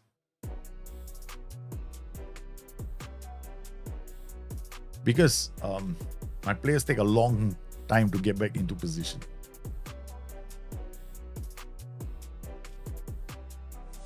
Oh, we don't score. No, they won't. Yeah. Come on, Fabiano. One long kick, Fabiano. Oh, it does well, Tomak. Come on, Pesic. All we needed was one outlet. Oh, here we go again. João Neves. It's a penalty. How does our team how do you reckon they're going to take to this result? The manager obviously doesn't like it. He's gone to commentary mode immediately. He's walked out the manager has walked out of the stadium already. I shook the other manager's hand and good game. I walked off already. Went straight into the dressing room. I'll see my team when they're done. We are a long way away from competing with these clubs. Yeah. It's a good effort. We are a long way away.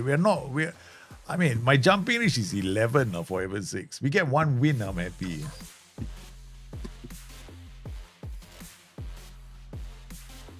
That's really, I think, our second defeat in the Champions League.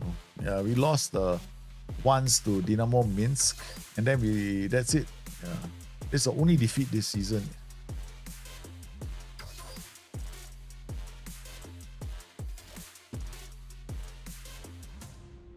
We're gonna rotate the team for this match.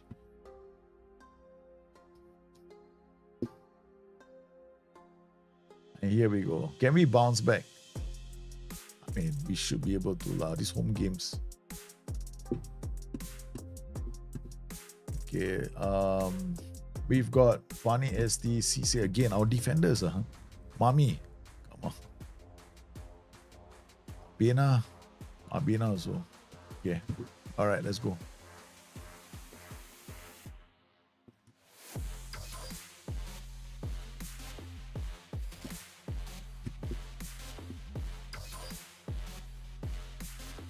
I don't expect to win any games in the Champions League.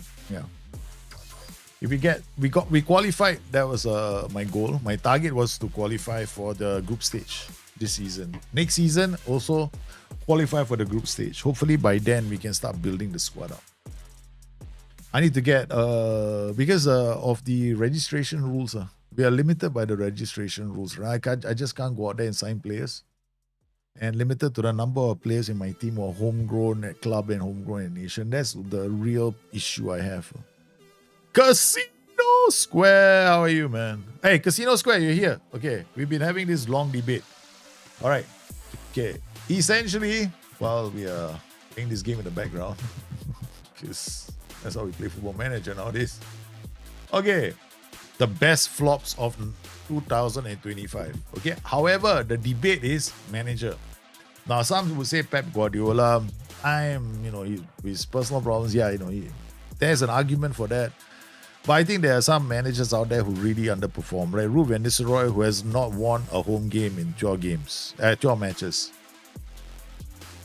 And these are the worst players, best flops of 2025, led by none other than Onana.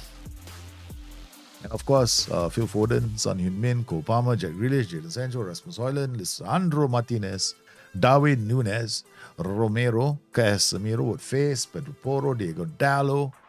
Okay. So who do you think? Do you think any of these players warrant their, warrant where they are?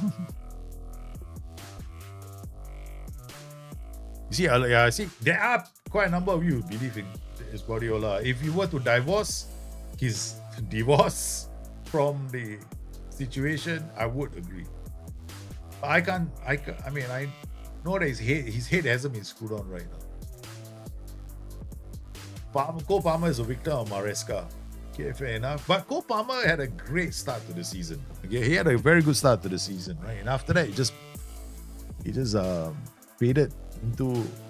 Didn't he fade into oblivion after that great start to the season?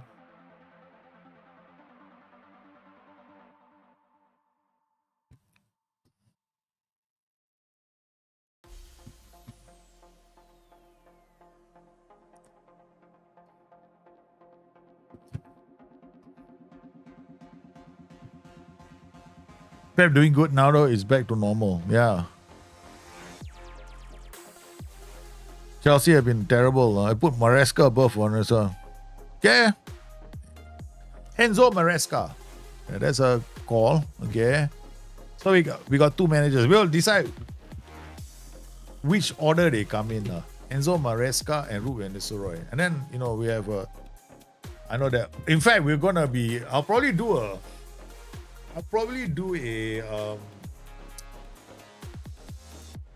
Twitter tweet thing and see how many people are going to agree with it.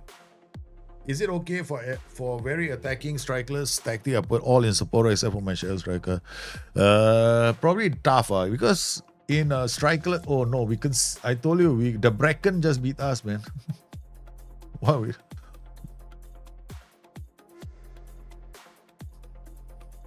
First league defeat of the season following a Champions League defeat. I'm not concentrating on this game. This is terrible. We lost in the Champions League and then followed up by a defeat at home. The Bracken. Understandable. We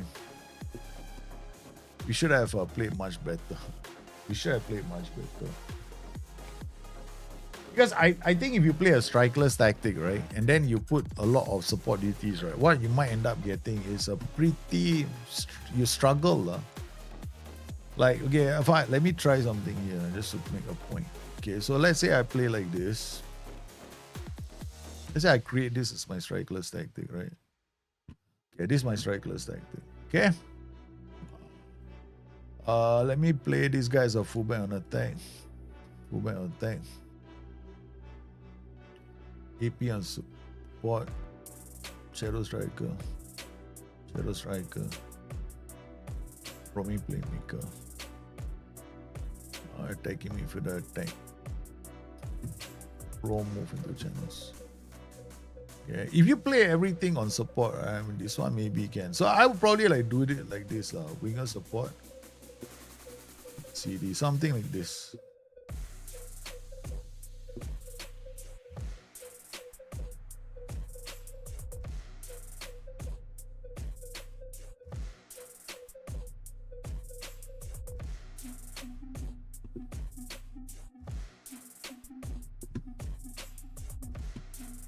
Maybe something like this.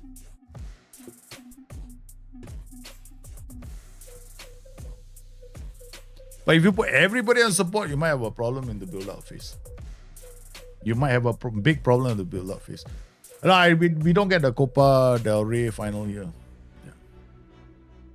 And get Postecoglou, right? Yeah. So now the fight. I think between the managers, right? For me right now, right? The worst managers are Ruud van Nistelrooy for not winning 12 games this season. Enzo Maresca for really failing with Chelsea. Ange Postecoglou for feeling miserably with Spurs. You may be able to explain one of my tactical issues. How would I do that? All my players are put with be more. No need. You're already on attacking mentality. You put too many support in your strikerless tactic, got nobody attacking. Because a strikerless tactic is by nature a defensive tactic. So you don't want to have too many support duties in the tactic. Because already you're stepping back. Right? So you need them to actually start high up the pitch after that. When you play a support, then you're becoming you got nobody attacking the lines. Because in strikerless tactics, you're already you're not doing a high block. Because your strikers lead the high block and you don't have high strikers. So there we go. We got debate, no? So I'm interested to know. There I see Milshan also asking. I think problem for Maresca is Maresca was working not with the team, no. Maresca was brought in after they had signed all those players, right? And then Maresca was told, hey, yeah, look, I've signed all these players. Can you cook? Okay, it's like you buy all the dish, you buy all the ingredients and tell the chef, go and cook a dish for me. That's basically what happened with Maresca. Okay, so now you see like I show you the strikerless tactic, right? Okay, so now I'm playing like this, right? Probably strikerless tactics is you gotta go fast, up the pitch. See, all these are in attack positions, right? So I do try. If not, what will happen is your support will be here. So you're not doing the breakthrough, the transition quickly. So you need to actually get those players into those. Yeah, you see, those are attack duties. So you need, and the thing that you will be fine with is the one on the flanks. If you're playing like I'm playing a 4-1, like let's do something even crazier. Okay, let's make it even more crazy. Okay, so we do IFB here,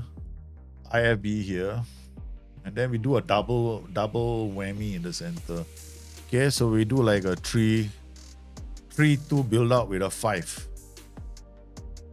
So I've got like a 3-2 build out now. Okay, so 3-2 build out. Then I have 5 attacking the line straight away. Because you want 5 channels all being attacked. Probably not 3 shadows, right? Because all of them are doing the same thing. Yeah. So you need one. You got the RPM is coming, right? So day 2, actually what I would rather do is this guy become AP attack. Or AP support. Then he has got Roman. So what will happen is, because of the focus play, he'll go to the left, This guy's going to come up. So this guy will drop or end up inside here. So the widest players all underlapping. Yeah. Can a poacher and get target? Whoa! Very well, Matthew. That is a very good combination. Target for poacher is a very good combination. Target for works well with advanced forward as well. Target forward, poacher is one of my favorites. But the way I play poacher is, you want a poacher to do well. The poacher doesn't play complicated passes. So what you really want alongside him is on the flank, the other side, have a winger.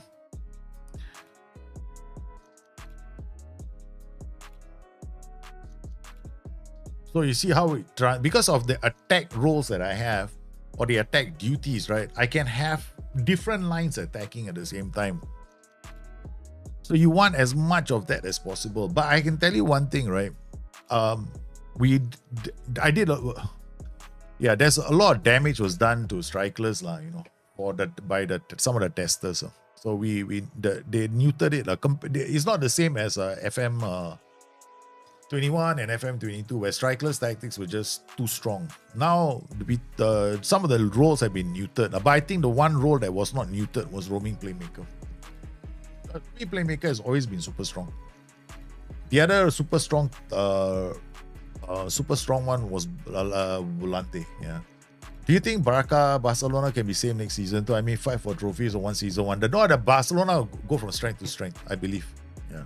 I think Barcelona will get better. Will only get better. Real Madrid is the team that took too long to rebuild. Now they're struggling. So they have issues. Real Madrid, you can have, like Ancelotti is like, I don't know. I think Real Madrid's problem has always been the politics that goes on in the club. It's more like, I'm going to be your next chairman or the president of the club, right? I'm going to bring you this player. All the fans go, yeah, let's vote him in. It's like Real Madrid. Cannot say here. I remember the time the Galacticos was going on. It's all a question of which is the greatest player we're going to sign. Oh, look at that.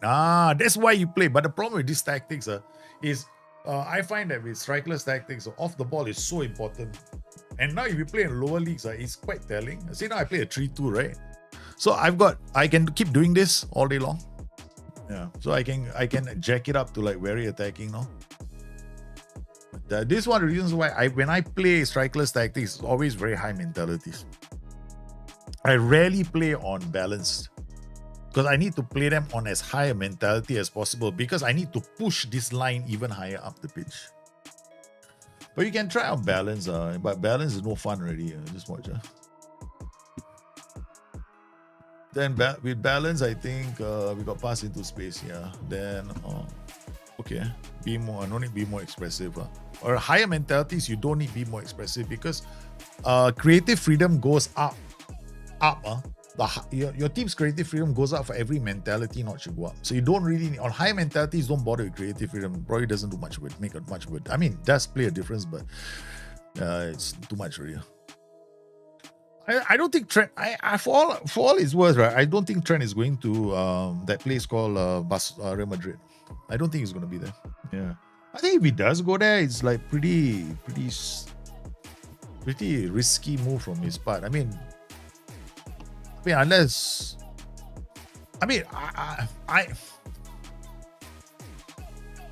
if my best friend right now, and I haven't seen my best friend for a long time, right? To some of us, our friends mean a lot. Like I have 3 best friends. I only have 3 best friends.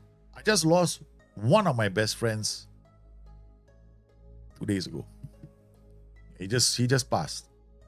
I know him ever since I was 6 years old. We grew up together. He had cancer. So when one of your best friends, and I don't know how close he is to Bellingham, so he might be very, very close to Bellingham. And if he's very, very, very, very close to Bellingham, he might feel the need to go. So he'll go regardless of how well they're doing. So this is how you set up a strikerless tactic. So you need to have that. You need roles that are going to attack the box. So I would recommend these 2. These 2 are the creators, the wingers. Yeah, thanks, Jamie. Is it okay to prevent shot goal distribution, trigger press? Yeah, you can. It should work. I can count my best friends on my left hand, one hand. I'm down now to 2. Quite sad. I'm not sad because they mean the world to me. I just couldn't go. Yeah, I wanted to visit him in Hong Kong, but as things transpired, I couldn't make the trip. Yeah. So I was planning to leave on. I had this funny feeling I was meant to go on Friday. I had this feeling, right? So I was thinking I have to go on Friday. So I already planned everything out. I was about to book the flight to Hong Kong because Singapore to Hong Kong 7 days flights, 7 times a week, 5 times a day, man. Our flights to Hong Kong. You will find a lot of airlines flying to Hong Kong, so there's no issue me being in Hong Kong by Saturday. He passed on Monday.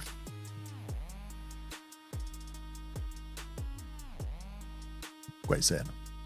He's a good friend. But one of my, there are 3 of us, right? So one of us, two of my friends managed to get to see him before he went.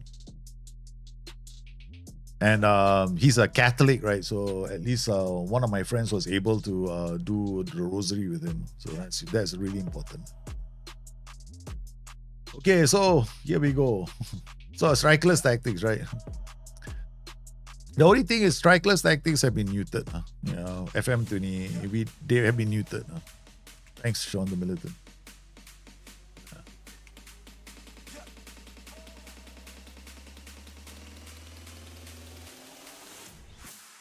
So making them work.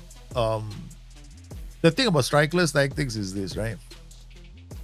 Because they're on this mentality, right? Okay. You have to have depth. Your tactic needs depth. So you need to actually have very strong, very fit players for the second half, and the positions all attack. Because in the second half is when you score most of your goals. If you haven't already scored like 3 goals in the first half, your second half you score the bulk of your goals in the second half. So my advice is, if you're gonna play strikers, make sure you invest in a good bench.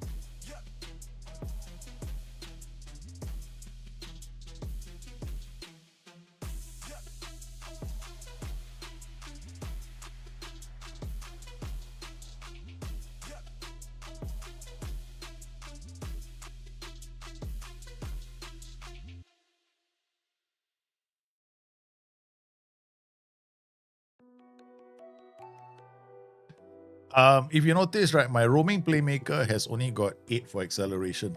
Yeah, so I'm going to take him off soon. Oh, so he goes off. So it's a strikeless tactic. But you can, you better have the bench, that's all. Yeah. But this is the most craziest strikeless version I can make. This is a spin on the Joey Goes Crazy system, which defends with only one player, right? But here we are not doing that. We are playing a slightly safer version for the lower leagues. But it will have the numbers. See, my weakness is the 2 IFB positions, so I don't win the headers there, and I can get into trouble. But the transitions will be quite fast. Yeah, if I only had the players for it.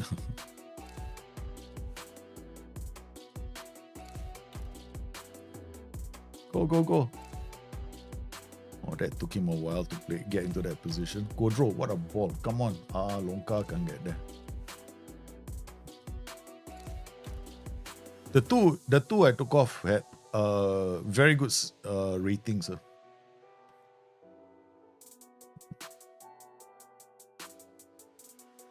Ooh. Then our XG is very high, Drew 03, how are you, man? I'm okay. How are you? Hope you guys had a good weekend. 2.83 XG. But a lot of shots. Yeah, I'm gonna jack it up to positive. So now we play shorter passing. Good road, can't lost the ball. Okay. Yeah. Defended.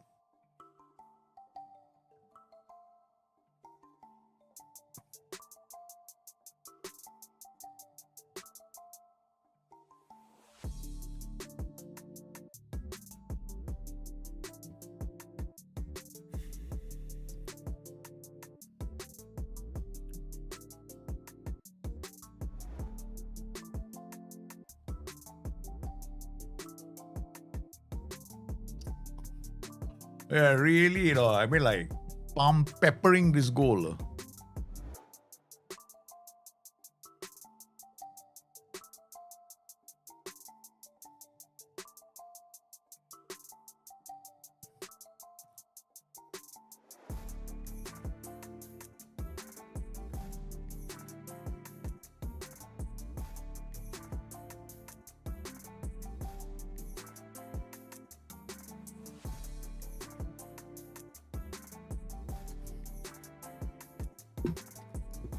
See what I can do here.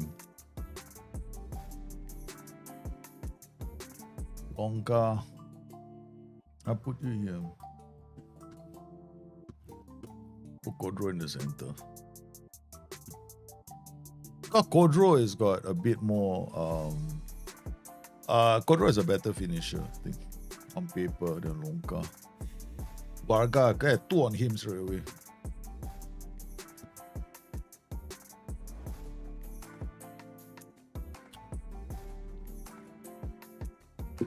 Okay. Now, I have 10 into a shadow striker. AP on attack. AP on attack.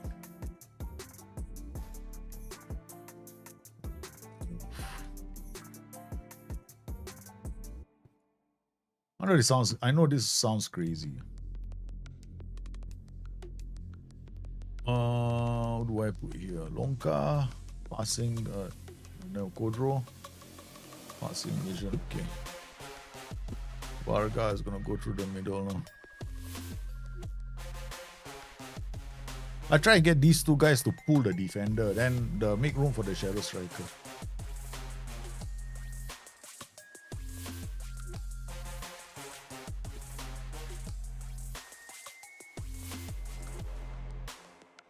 And then go back to very attacking mentality.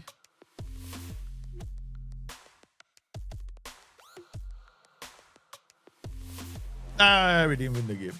I tried lah, you know. I don't think that strikerless tactics are that good anymore. Quite difficult to make them work. You probably end up having a good team, but our team isn't that good. I mean, this league we should be winning it, but we are still not that good. Now play Arsenal at home. I can't play that tactic. I'll lose. That team can barely create chances. I can't play that tactic.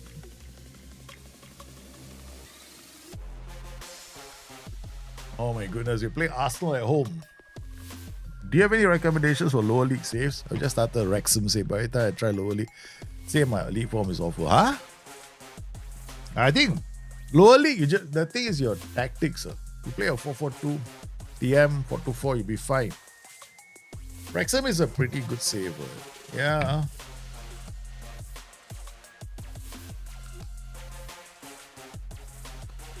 Pick I think you could pick any club in the lower leagues. Pick like a club like Oldham Athletic, also Blackburn Rovers. They're not so lower league, you know. Like Blackburn Rovers is quite a good challenger. I think the difference is going to be what you deem as difficult. I mean, if my recommendation is always to play a 4-2-4, 4-4-2. That's actually a great way to start mastering the game. If you start with like 4-2-3-1s, right? I won't be surprised if most people struggle.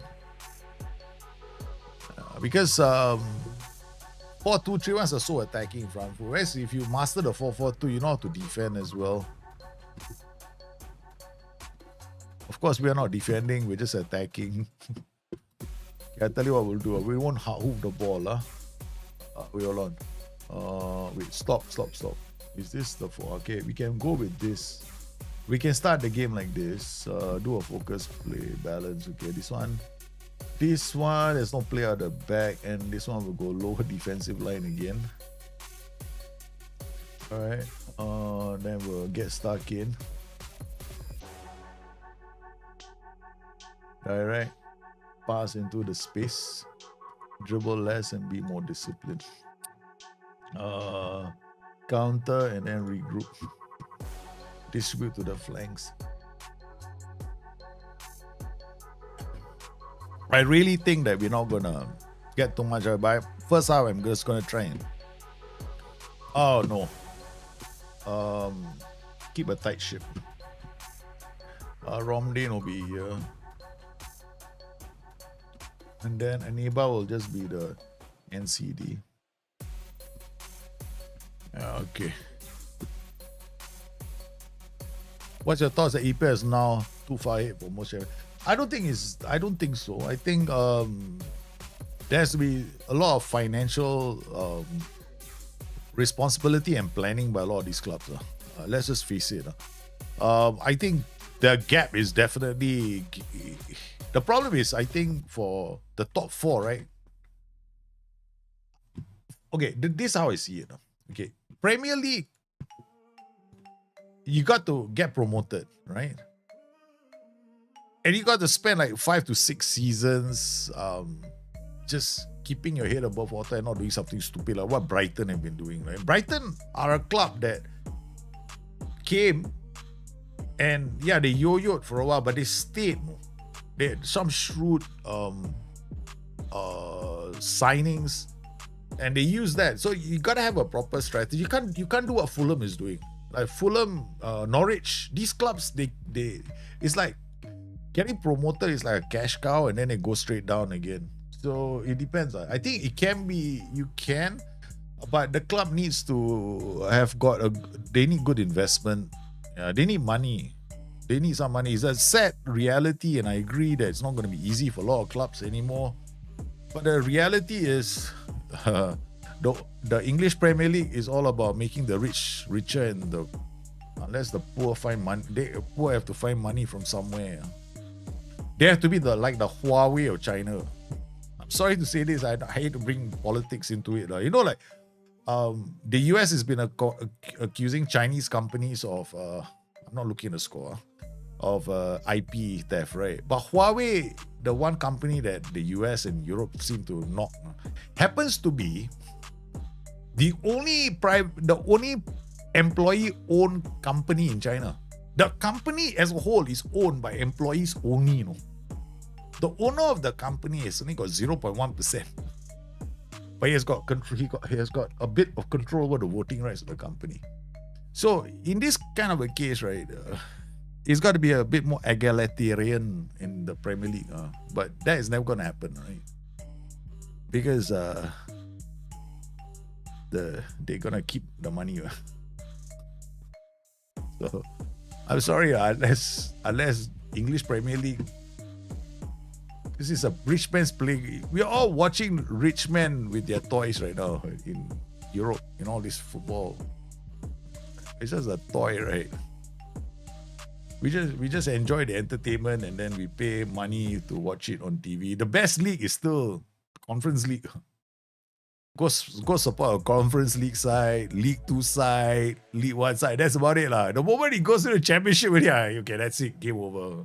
I'm not interested in watching it anymore. Yeah, like I watch League 2 and League 1 and I'm happy, because I think this is where the real, a bit more, it's a bit more fair. Because there's too much, I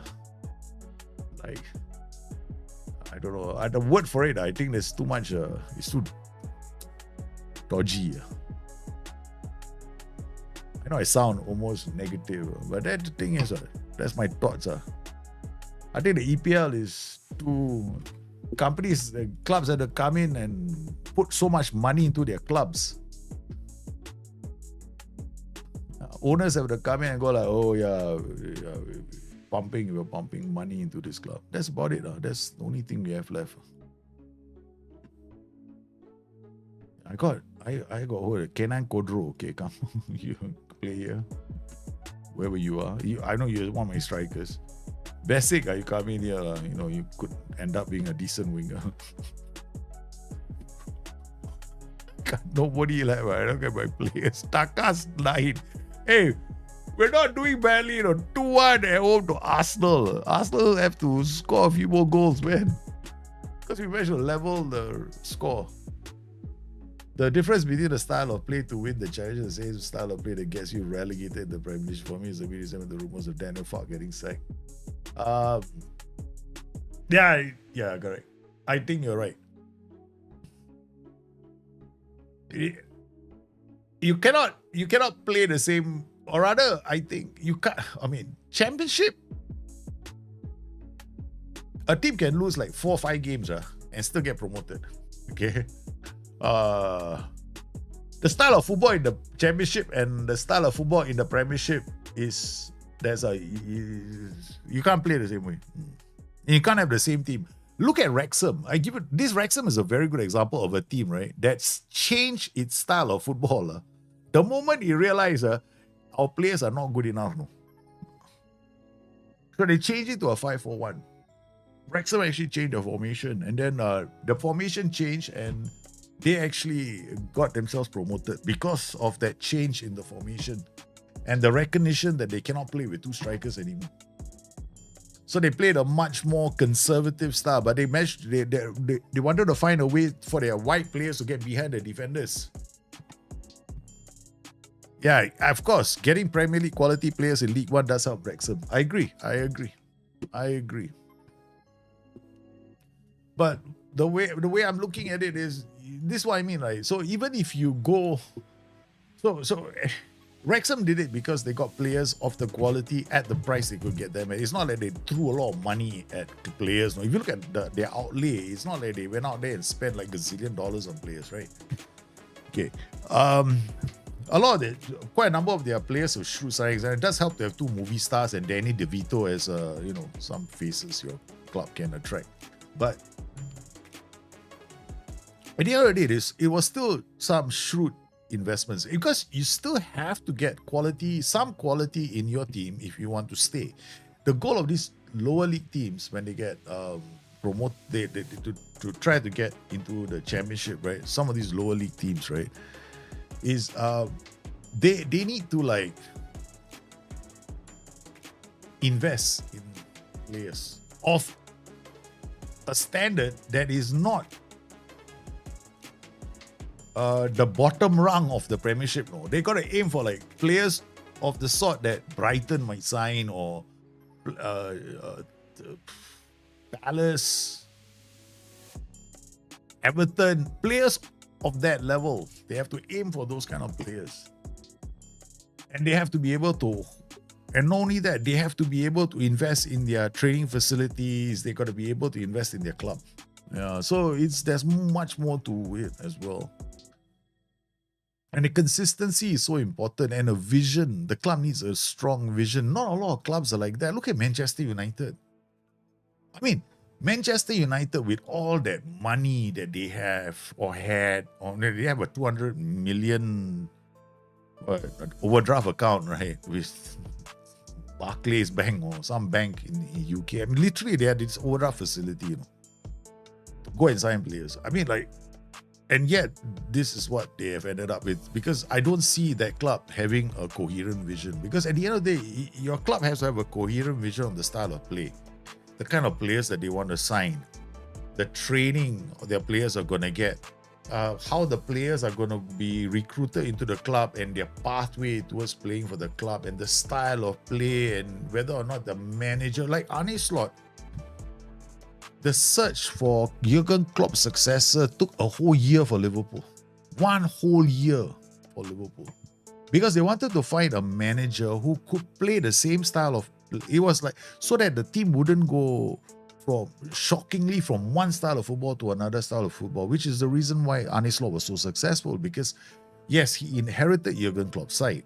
That is true. But he molded them into his own style, which was a lot more patient and less rock and roll. So if they want to get into the Premiership, so anytime a team wants to get into the Premiership, it's got to be just more than just a manager. Championship is a competition of attrition. I agree. It's not. No, Championship is not an easy league. It's not an easy league, because if you are one of the newly promoted clubs into the Championship, right, you're fighting against newly demoted clubs from the Premiership. And some clubs that have been yo-yoing, like the likes of Norwich, to some extent. Well, Blackpool only spent 1 season in the Premier League, right? That was Derby County also. I'm so upset. Derby County spent minimum time. Blackpool spent minimum time in top flight. The Ipswich, the Tractor Boys, I wanted them to be there a bit longer. I remember Bolton will come out also, go back down. Fulham are the ultimate yo-yos.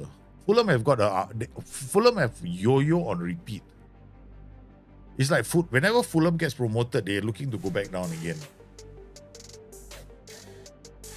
So a lot of these clubs, we need to see more from them. I need to see more of a vision. I think a lot of these clubs will do well. At the end of the day, they can. I don't think it's... Yes, it is a function of investments, but it's also a function of scouting. Because I remember watching this documentary on scouting. In the documentary, I think the Liverpool scouting, they covered the Liverpool scouting team, they talked to the Brighton scouting team, and they talked to the Leicester scouting team, right? So I was privy to, I mean, it's very interesting hearing their thoughts on scouting. Because when they said things like, they have all that information at their fingertips. It's not like, what, if you go into Football Manager right now, you see scouting, right? Like 500 players, 1,000 players, 10,000 players, and you think to yourself, it's not realistic. Actually, it's very realistic because the clubs are paying money right now for that kind of a scouting database because they have that information. What they don't have is data analysis, because data analysis only really came in 2015. That's when it's really started. So it's only been around for the 10-15 seasons, and that's when they can pour over the numbers. But the data on players itself, like, you know, who's playing where, how old they are, what position they are, how, you know, some rudimentary information on his style of play, that's all there. Clubs have that. So it's not like they don't have information. Like Leicester City love to go to French League 2 to sign players. So their head scout said, I was watching the documentary, and the head scout said, "Oh, we go to League 2 in France." So they can. So because the hit rate for a success, right, is very low. No, it's not like if 50-50 is considered damn fine. If you can, for every 5 players you scouted, right, if you can get 2 of them into your first team as successes, they are a success. That's considered a good hit ratio. So there's got to be a lot to be said. No? Whether they get they identify the talents, whether they have done the right work, the right room, and whether they're coming for the right money. It's there. It's about, at the end of the day, the clubs have to have a very coherent vision. And this, I think, is very important, because the most successful clubs right now have a coherent vision. Like, they know what style of football they want the club to play. They know the kind of manager that will give them the style of football. And then they have a team of specialists who try and identify suitable targets that might fit that kind of style for their team. So I can see that clubs like United are flippingly bad at this, right? For all things said and done, they're just horrible. Okay, everyone can admit their scouting strategy is the worst. And they got clubs doing so well like Brighton. And then and I would say there's a long way to go. I think Wrexham are going to find it very, very challenging. They're going to find it very, very challenging in the Championship. I don't think. But they are lucky in the sense that they managed to get billionaires right now. No, they got not Liverpool billionaire rich, but 2 billion. I suspect they might have something like maybe upwards of 20-25 million transfer budget next season, because they did I think they only lost 2 million in their books this season financially. Wrexham, they didn't do too badly because they made most of the income overseas. A lot of income they made from their documentary and their tour. Their dad made a lot of money. So you gotta, I guess that's what I mean. Nowadays football is a rich man's toy sport. Even Tom Brady, right? He's involved. He owns a bloody English club as well. The transfer strategy now needs to change as the aging Premier League players won't cut it in the Championship. Yeah, I don't think so. I don't think they'll cut it as well. I think a lot the clubs that, like United, right? United's transfer strategy is one of the weirdest I've seen. They either go for old has-beens or they go for young, risky plays, like Jadon Sancho. I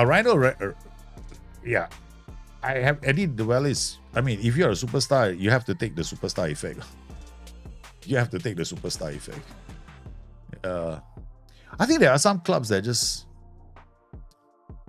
they have to look elsewhere for their talents. There are some leagues where you might get some good players. Like Mexico. There are some leagues out there that there are some good players there. But it's a question of whether those clubs there's more, you know. I don't think it's just scouting alone. It's more than just a scouting. Look at, okay, I give you a very good simple example. Chelsea. There has to be a coherent vision. Chelsea went out there and signed. They saw a cheap offer. They threw the stone at the wall. They took any player they could get, put them to the team, and hope to God they could work. They almost, and then they brought in Maresca to try to save the day. Nah, doesn't work that way, man. There's got to be more. If clubs don't have a coherent vision, forget it. It's like you need a person with vision leading the club. Yeah, the owner must be either the owner has a vision or the owner shuts up and lets somebody else drive the club with his vision. You cannot have both two are the same thing. If the owner gets involved financially and says, no, this is what we want to do. Because in the case of Wrexham, we got two owners with the same vision. They have a vision of making their club big enough to compete at the highest level, and they want to be involved in every single step of the way in terms of decision making. And they themselves leverage and bring the heart to the team. And for that I respect it. I do respect them. I think that's a phenomenal approach. It's a phenomenal approach. It's like, I'm as invested in the club as the fans are. And that's the buy-in, because owners got to get the buy-in of the fans. Otherwise, who's going to come and watch your games? The gap between Championship and Premier League is worrying. Back-to-back seasons, all three clubs that came up went down. Yeah, but most times it's almost like that. It's almost like that. It's going to take a while, because I've always felt that a Championship club cannot come up straight away. They got to be in the Championship playoffs for a couple of seasons, get their books right. They got to come up ready. They have to come up ready. They have to stay in the Championship, make some money, finish in the playoff spots. Don't worry. The goal, if you come up too soon, then you better get investment into the club in a hurry. You got to get the money in. So this is what Wrexham have done. Wrexham have actually got more investment into the club, and they're opening up the doors to more investment, right? I think they're going to go for a 28,000-seater stadium, right? They're building that one. New training ground, undersaw heating, a cop stand that didn't stand up, okay? So they kind of like expanding that so that they can be in that position. So you got to be a club that's willing to do all that. You got exactly. You cannot be a jack of all trades. You gotta focus on something. You gotta see, one of the reasons why I like clubs, right, who keep that one manager, the style of football, and have that, to have the faith in the manager. At least, you cannot be a situation where, this manager is not good enough for the top flight. I don't understand the argument. I never have. No. Because you brought a manager in who can motivate the players and get you results on the pitch. He got you promoted. He got results on the pitch. What makes you think he can't do it again in the Premier League? Why? He doesn't have the tactical... Football is the same sport, right? He's just a better players. So the problem is not the manager, no. The problem is the club, the owners of the club. Because you cannot be I've never gotten on to the argument that this manager cannot play at that level. It's either the manager, he knows his shit, or he doesn't know his shit. All right. So if he knows if he's done enough, he knows his shit. Okay. You just have to surround him with the right players. Luton is, you got to be very careful with Luton. You celebrate today? Yeah, we celebrate. Bittersweet celebration, Matty Zucks. Bittersweet. Yeah. Bittersweet. Yeah, we celebrate. I'm wearing the jersey, but there's other things on my mind. Yeah. Anyway, guys, I had a lovely chat. Thank you for coming for the chat. Hope you guys enjoyed it. I want to put the kids to sleep. It's that time already. Stubborn managers have a ceiling where they refuse to change. I think managers need to change. No, I don't think Maresca should be fired from Chelsea. No, I don't think so. Because Maresca had to do the impossible at Chelsea. Okay, which is do something with the players I never had a say in signing. So he did well, huh? Okay, for me, he did well. I remember Nottingham Forest's first season when they got all these players in and they barely escaped relegation. But look at that, where they are now. So it takes time. It takes time for managers. Cannot be in this case. If he comes in, you gotta give him some time. Yeah.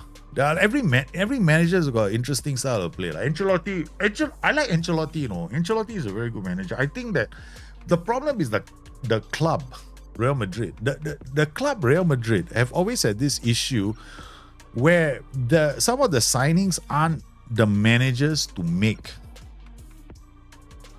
They are more driven by the president of the club, who drives the decision making for the manager as well. Like who they're gonna bring in. So they gotta live with it. Because there's more to these Real Madrid and Barcelona than meets the eye sometimes. Anyway, guys, I want to thank everybody for coming. It's fantastic. Had a fantastic time, fantastic chat.